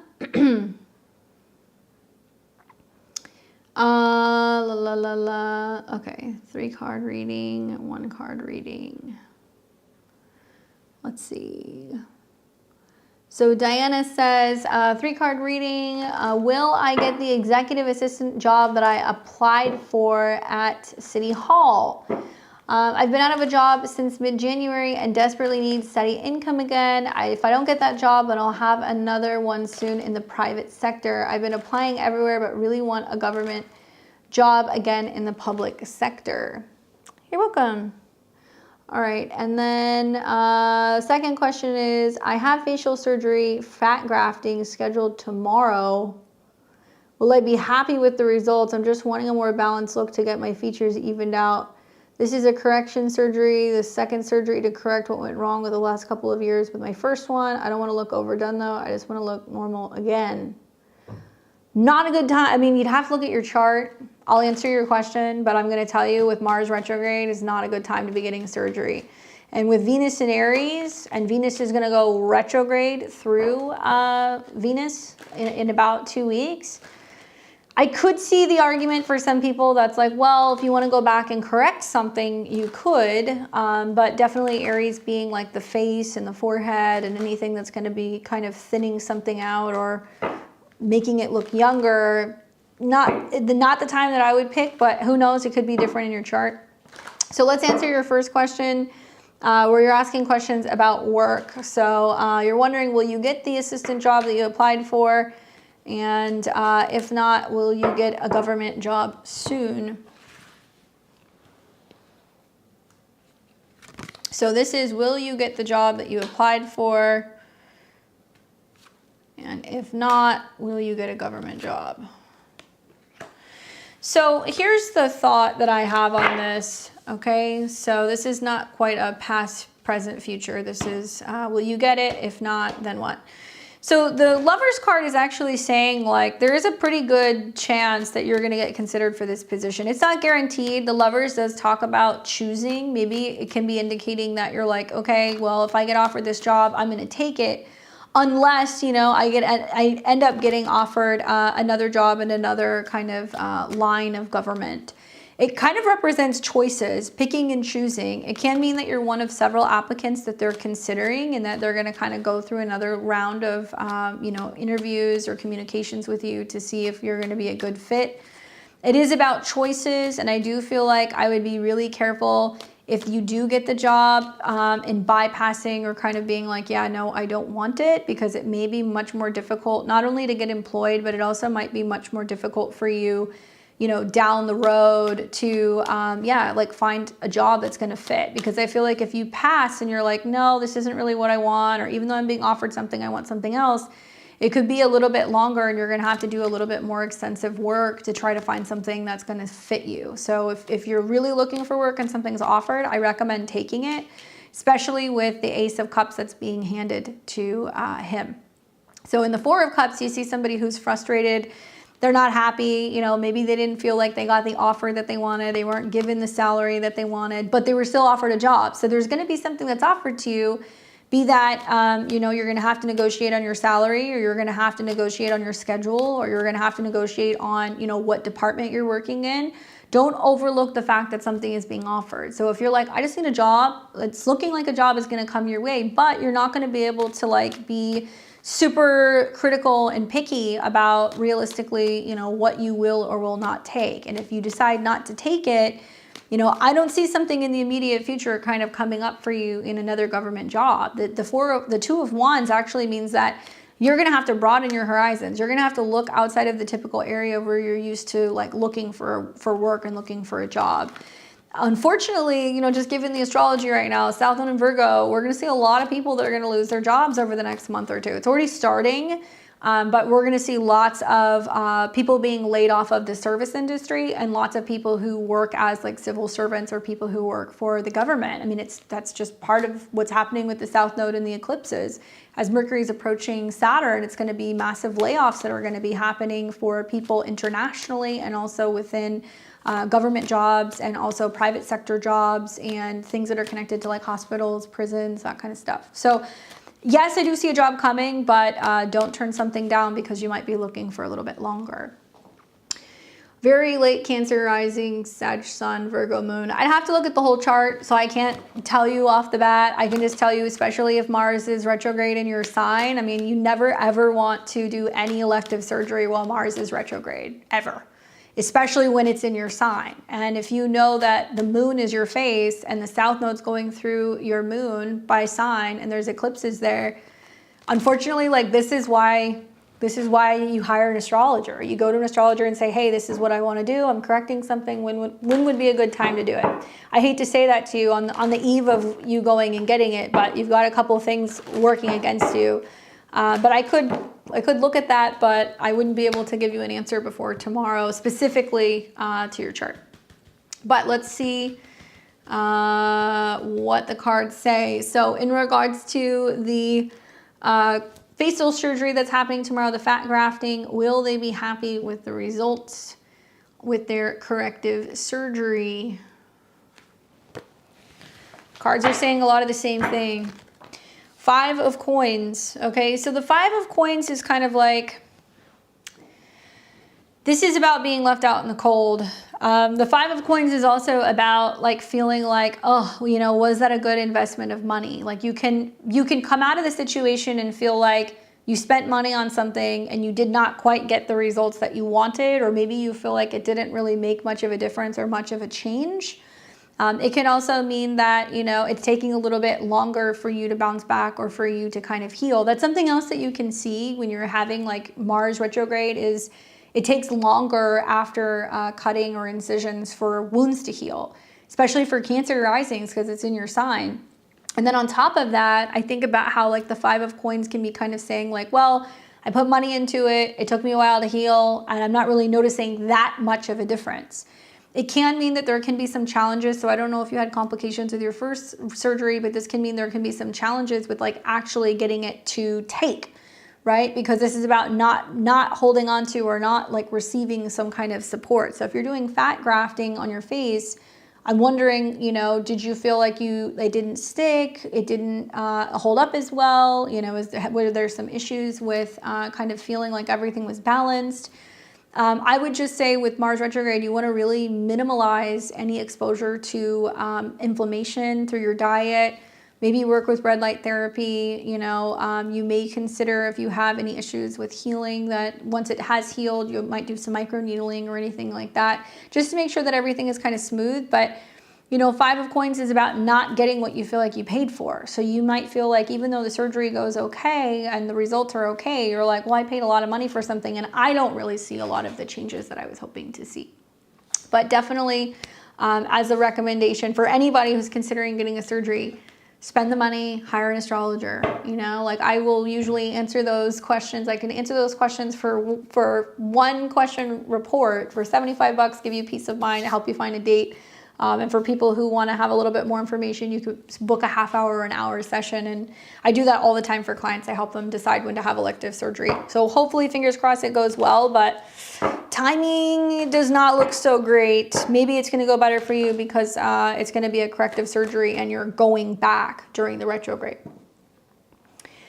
I'd be calling saying I tested for CV, plan to reschedule, not honest. But yeah. I mean, it depends on what the schedule policy is. If that's something that you can do, not necessarily a bad idea. I'm just going to say so many people are going to be unhappy with surgical things with their face over the next 2 months. Nose jobs, facelifts, brow lifts, eye lifts, any facial contouring, anything like that, anything that involves heat, cutting, or lasers. If you're thinking about doing this, no. Don't do it. Trust me. Don't do it right now. If you can help it, don't do it because this is not good astrology to be doing it. All right. So we have Nicole, Briana, and then we have Heru.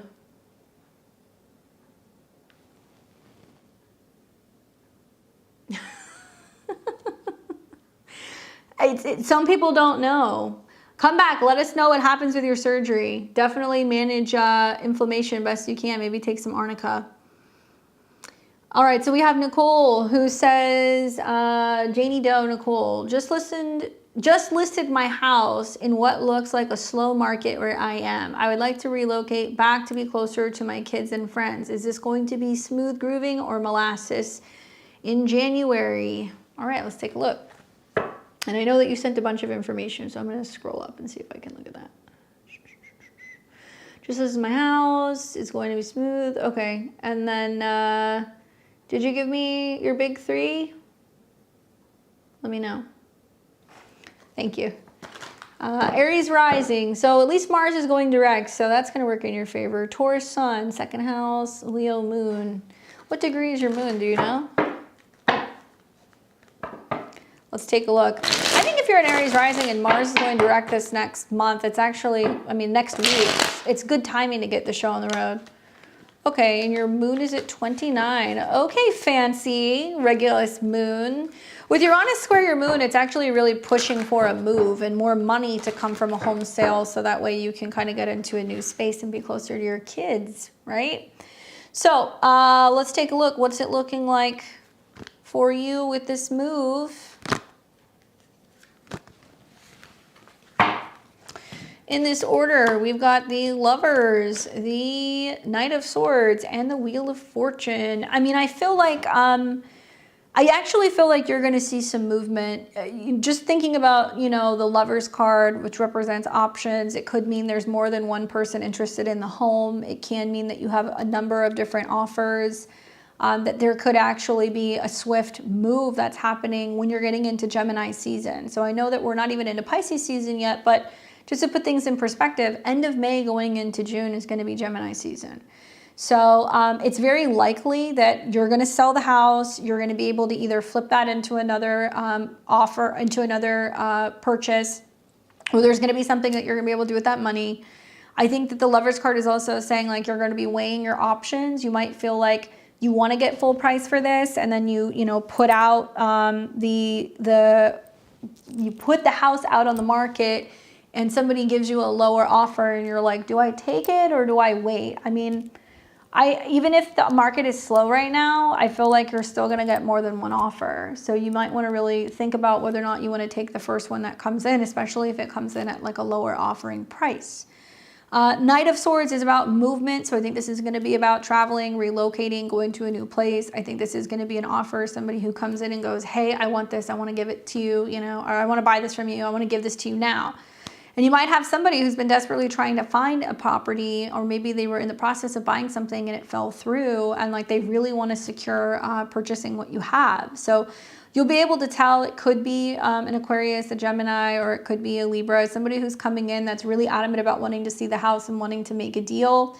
The Wheel of Fortune is saying it might actually be a really good situation because you're trying to get out, somebody is suddenly trying to get in, and it could be like the perfect person at the perfect moment where you guys are just going to find each other and you're going to be able to have some kind of lucky streak.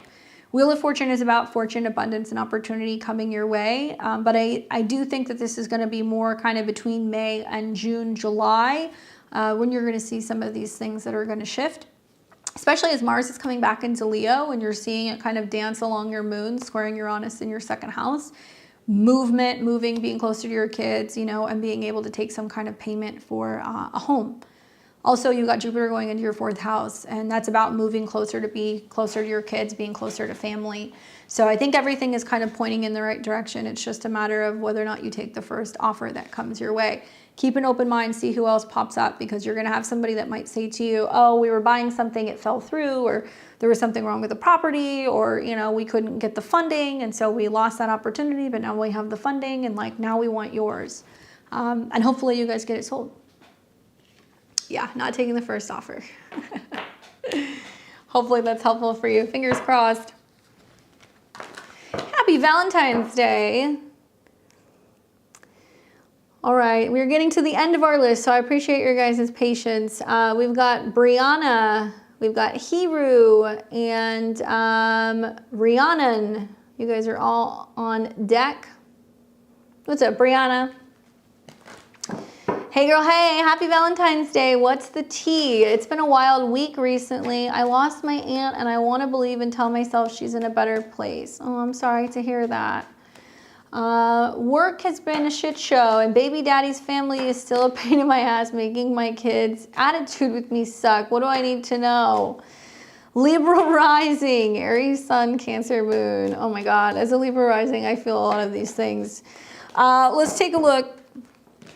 Let's take a look and see what we can tell you. And just full disclosure, I would say, being that you're an Aries sun, right? And that's really obvious with just your dynamic and your message. So much of like the solar eclipse next month, the Mercury retrograde, the Venus retrograde is a lot of like getting in alignment with what do I need? What's best for me? Where am I prioritizing myself and like really focusing on myself and working on, you know, what's going to be best for my physical and my mental health and rebalancing the scales between myself and another person. And then you're going to have, as a Libra rising, all of that going through your seventh house. So there's like a Karmageddon going on regarding how you deal with other people. And if things need to be kind of set straight, so be it. And then obviously the Cancer moon, everything is kind of squaring your moon in Cancer, and Mars is retrograde over your moon. So you're getting it from all angles, girl. You're getting it from all angles. So what can we tell you about how to navigate this period? All right, so in this order, we have got the Hermit card, the Three of Cups, and the Queen of Wands. You know, I feel like the Hermit card is really interesting. You know, as like a Libra rising, having like the South Node eclipse that's going to be in your 12th house, it's really highlighting that. Like I need to really take a step back and be like, I need to rest and recharge. Like I need to be in a private space where nobody can, you know, get a hold of me. I feel like the Hermit card is also about doing some inner work. It can be some meditation, going, you know, away for a weekend by yourself, like being able to just reset and really getting clarity on what is going to be best for you and your mental health.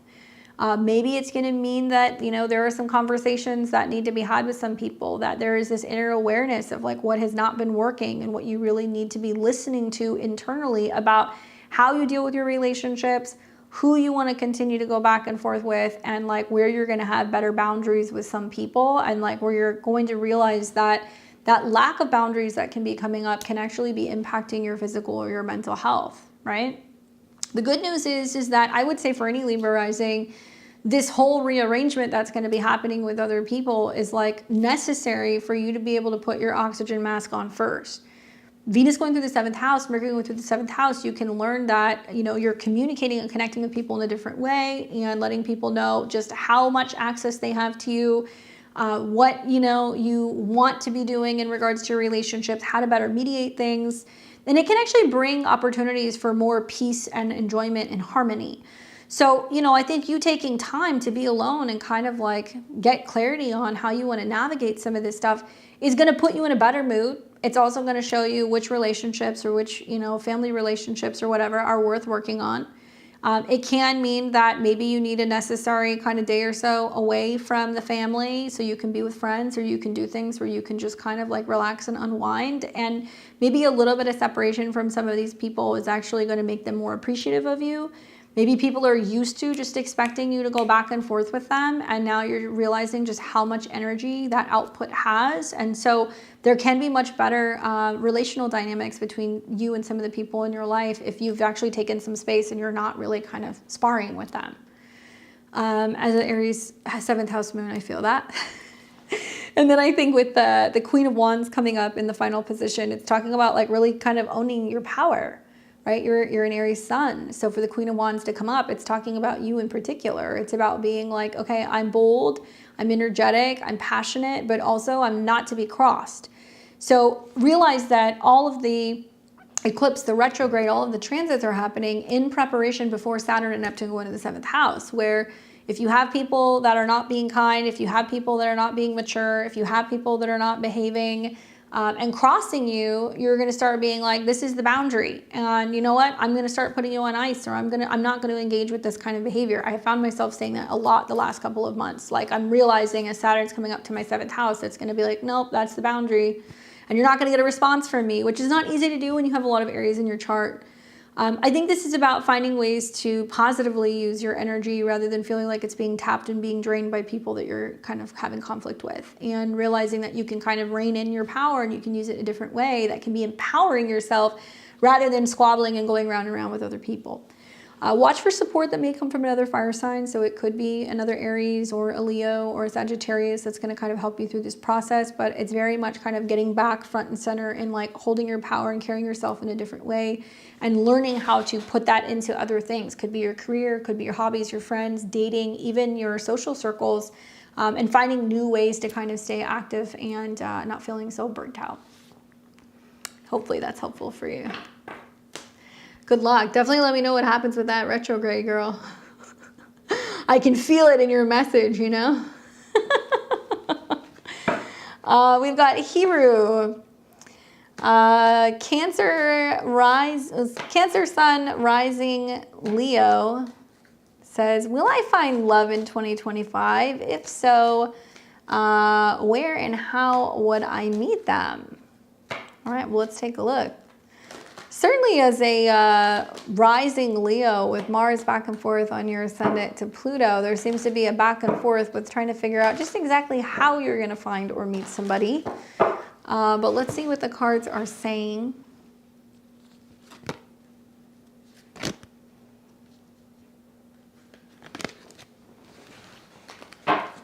All right, so in this order, we've got 5 of Swords, the Strength card, and the Page of Cups. So past, present, future. Past 5 of Swords feels like there's been a difficult time connecting or meeting people or feeling connected to the people you have been meeting, and that there's been opportunities to meet people, but you feel like they kind of fall flat.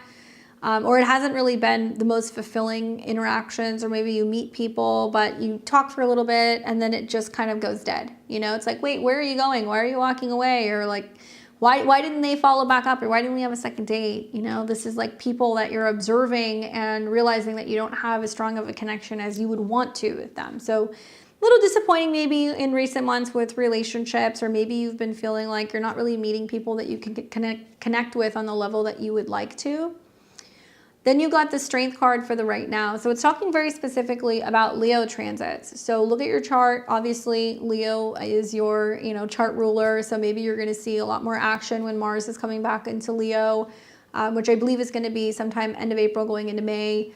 You're going to see also that there will be a Mars-Pluto opposition in Leo. So that can be the turning point where you're kind of realizing what you do want in relationships and that you're not afraid of going out there and meeting somebody new. Look for the new moon in Leo, the Mercury retrograde in Leo. And also Saturn is the traditional ruler of your 7th house.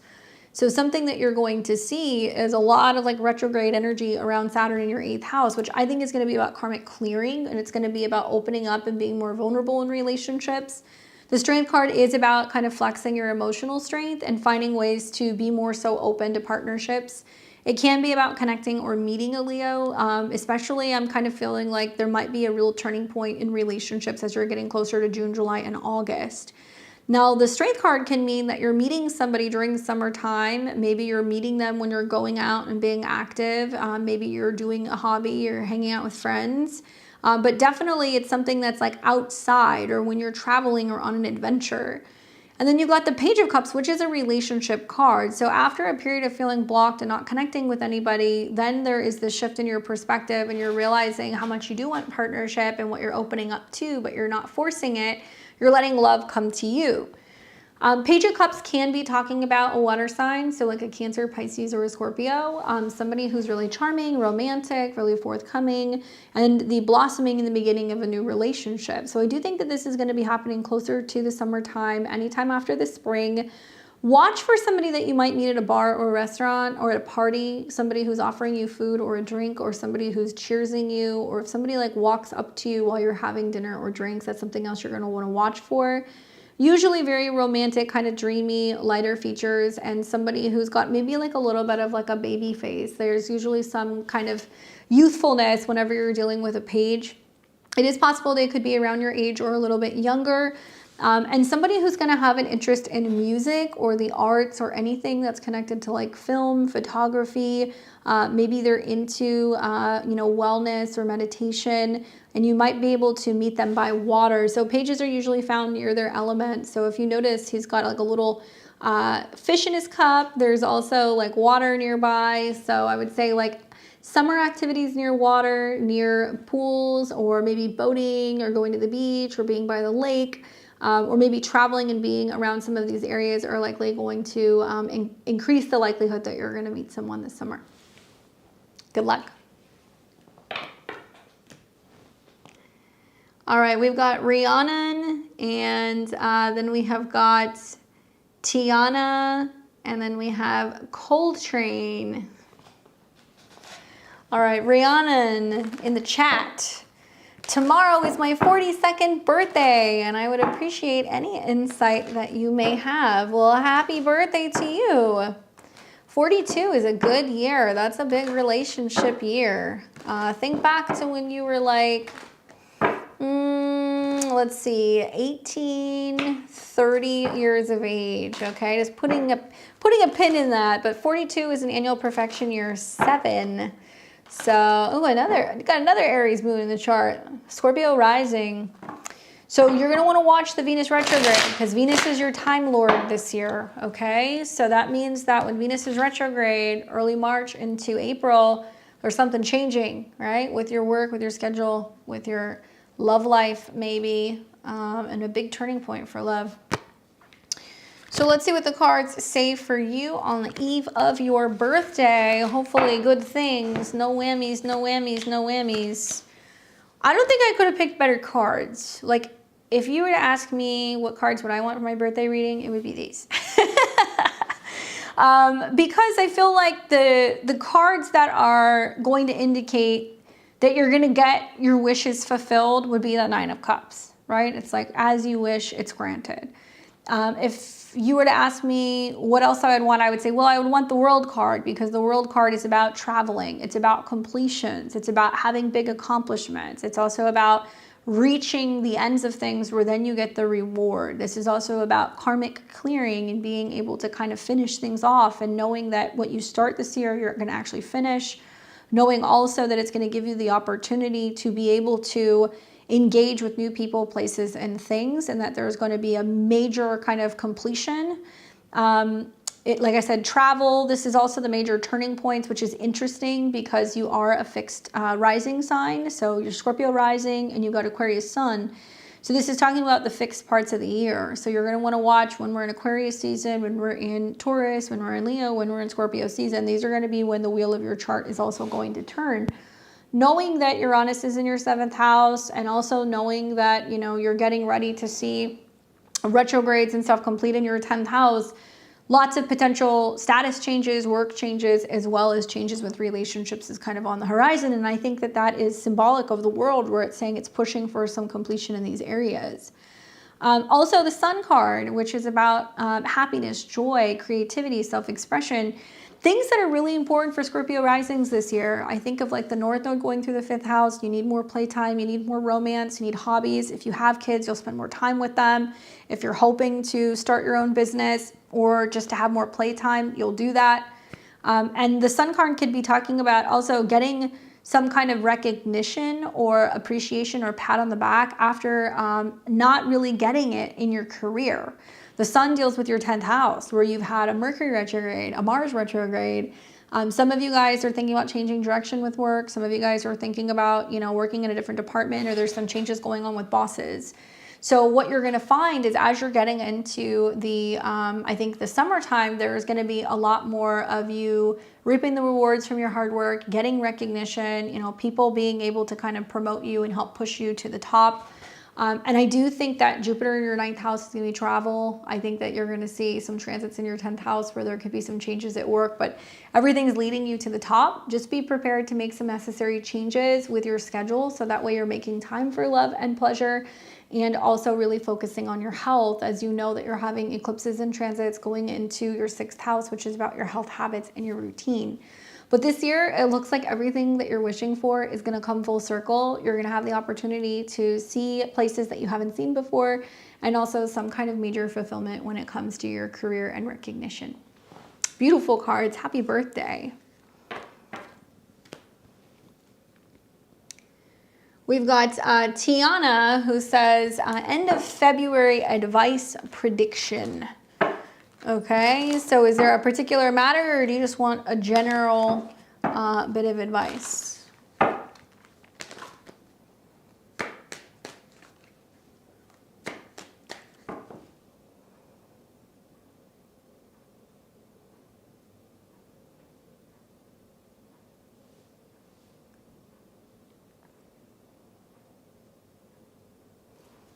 So this is for Tiana. This is the end of February advice or prediction. Let's see what the cards say.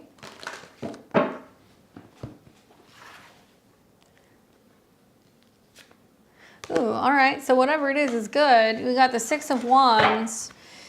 So, you know, I think it's pretty fair to say by the time we get to the end of this month, with planets where they're going to be getting ready to retrograde, kind of feeling the effects of eclipse season coming, we're going to kind of realize what we're going to be working with for the next month or so. For you, the 6 of Wands seems to kind of indicate that you're going to be victorious against any challenges. You're going to be able to overcome it. Not only that, but there is success that comes with this card. There is also a sense of people kind of cheering you on or supporting you or encouraging you to keep going. This can be about overcoming the odds. This can also be about traveling and collaborating with like-minded individuals, so that way you can see your goal come to, you know, fruition or fulfillment. This is also a card that's sometimes about going home, going back home, or going to the past. So you might have to go back and think about, okay, what happened the last time I was in this situation? Where have I kind of been in a similar situation in the past? How can this be, you know, potentially avoided, or how can I kind of navigate this time? And it looks to me like you're going to be receiving support and you're going to be able to overcome it. I like the wreaths as well in this card, which I don't always talk about, but I feel like this is also about there being some kind of like completion or clearing out of karma or finishing something up, and feeling like maybe where you've been stuck, now you're finally moving past that. And there is some sense of feeling like awarded, and you're moving on to like the next challenge, and you're no longer feeling limited.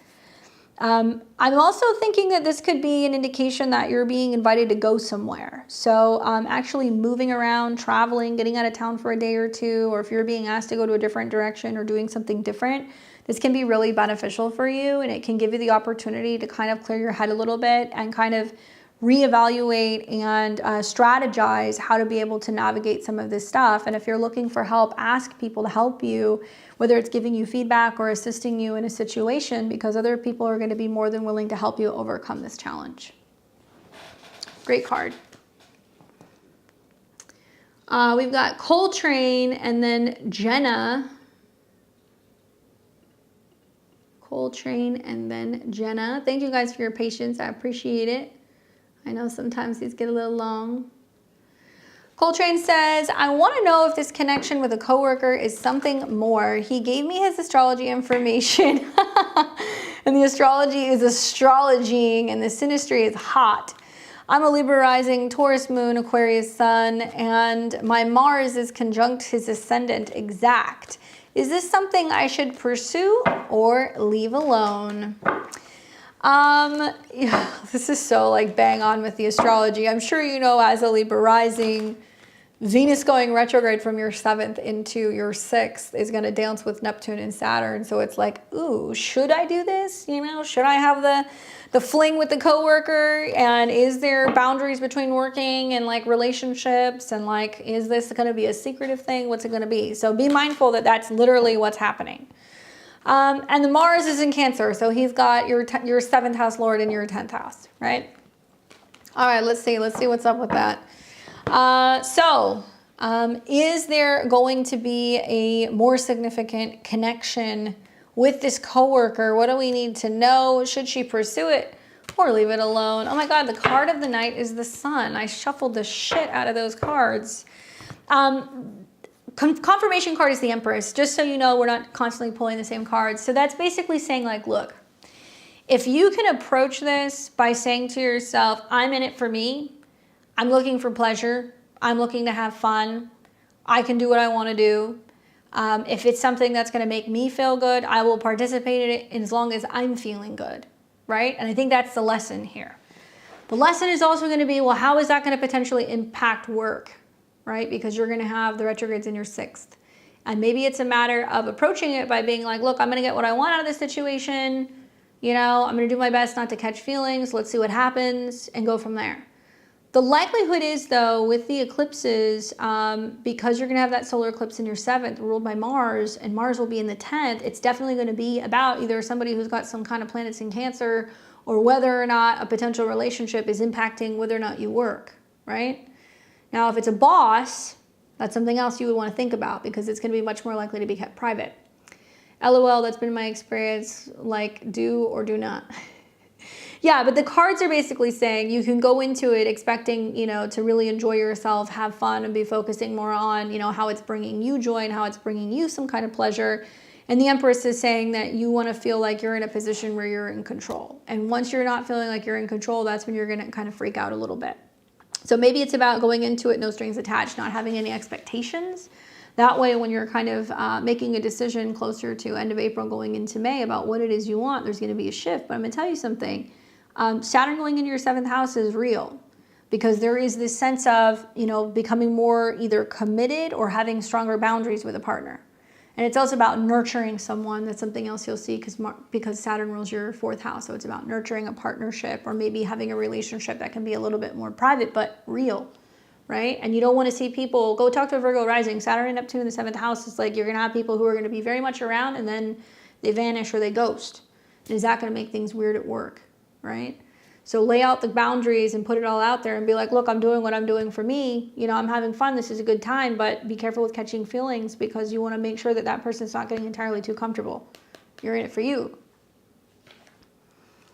Good luck with that. I have so many friends who are going through with Virgo rising. I feel for my Virgo risings. They're going through it.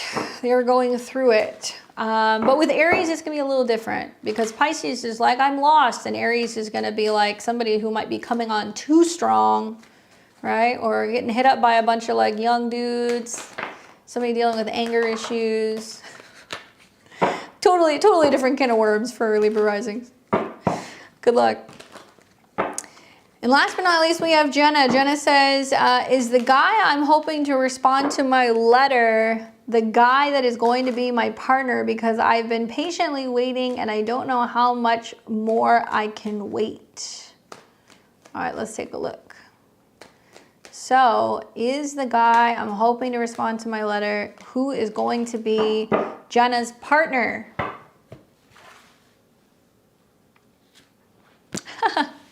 I like it when the tarot gets sassy like that. The High Priestess comes up for you. Okay, so that can like really talk about, intuitively being like, I just have this feeling it's him. I have this vision that it's him. My gut's telling me this. My dreams are telling me this. Maybe you're getting other readings. Maybe you're pulling cards for yourself. And the High Priestess is like, yep, I know it's him. I'm just waiting. I'm waiting to receive. What's cool about the High Priestess is she's kind of like the inverse of the Empress. The Empress is like very external and she's like very social and she's out and she's doing things and she's like making magic happen. But the High Priestess is the more nocturnal side of that. This is being really confident and deep down knowing that what is meant to find you will, putting it out there and letting everybody come back to you. So you literally do have to wait. Part of the confirmation is about actually getting a response from him. The High Priestess can also mean that, you know, you're doing some kind of manifestation, visualization, you know, intuitive type work, trying to find ways to be able to better connect to him, trying to get clarity whether or not it's him. But the truth is that the King of Cups is coming up. So it is saying there's a relationship coming your way. Likely it can be with a water sign male. It doesn't have to be. It can be somebody who's just more emotionally forthcoming, somebody who's more vulnerable, somebody who's going to be more sensitive and tell you how they feel. But this can also mean that you've put it out there, right? So it's like you put your heart on the line, you sent the letter, okay, this is how I feel, this is what I'm looking for, this is what I want. And you're waiting for somebody who's going to respond to that call or somebody who is going to be able to kind of meet you halfway and be just as emotionally vulnerable and connected as you are. I do think that the King of Cups does seem to indicate that the person in question does have an emotional connection to you. There is some kind of strong emotional connection, and they also might feel like, you know, they're a little unsure of how to relay that to you, or, you know, they're trying to figure out the perfect words to be able to respond to the letter, or they're trying to kind of really get their thoughts in order before they're able to really fully express themselves.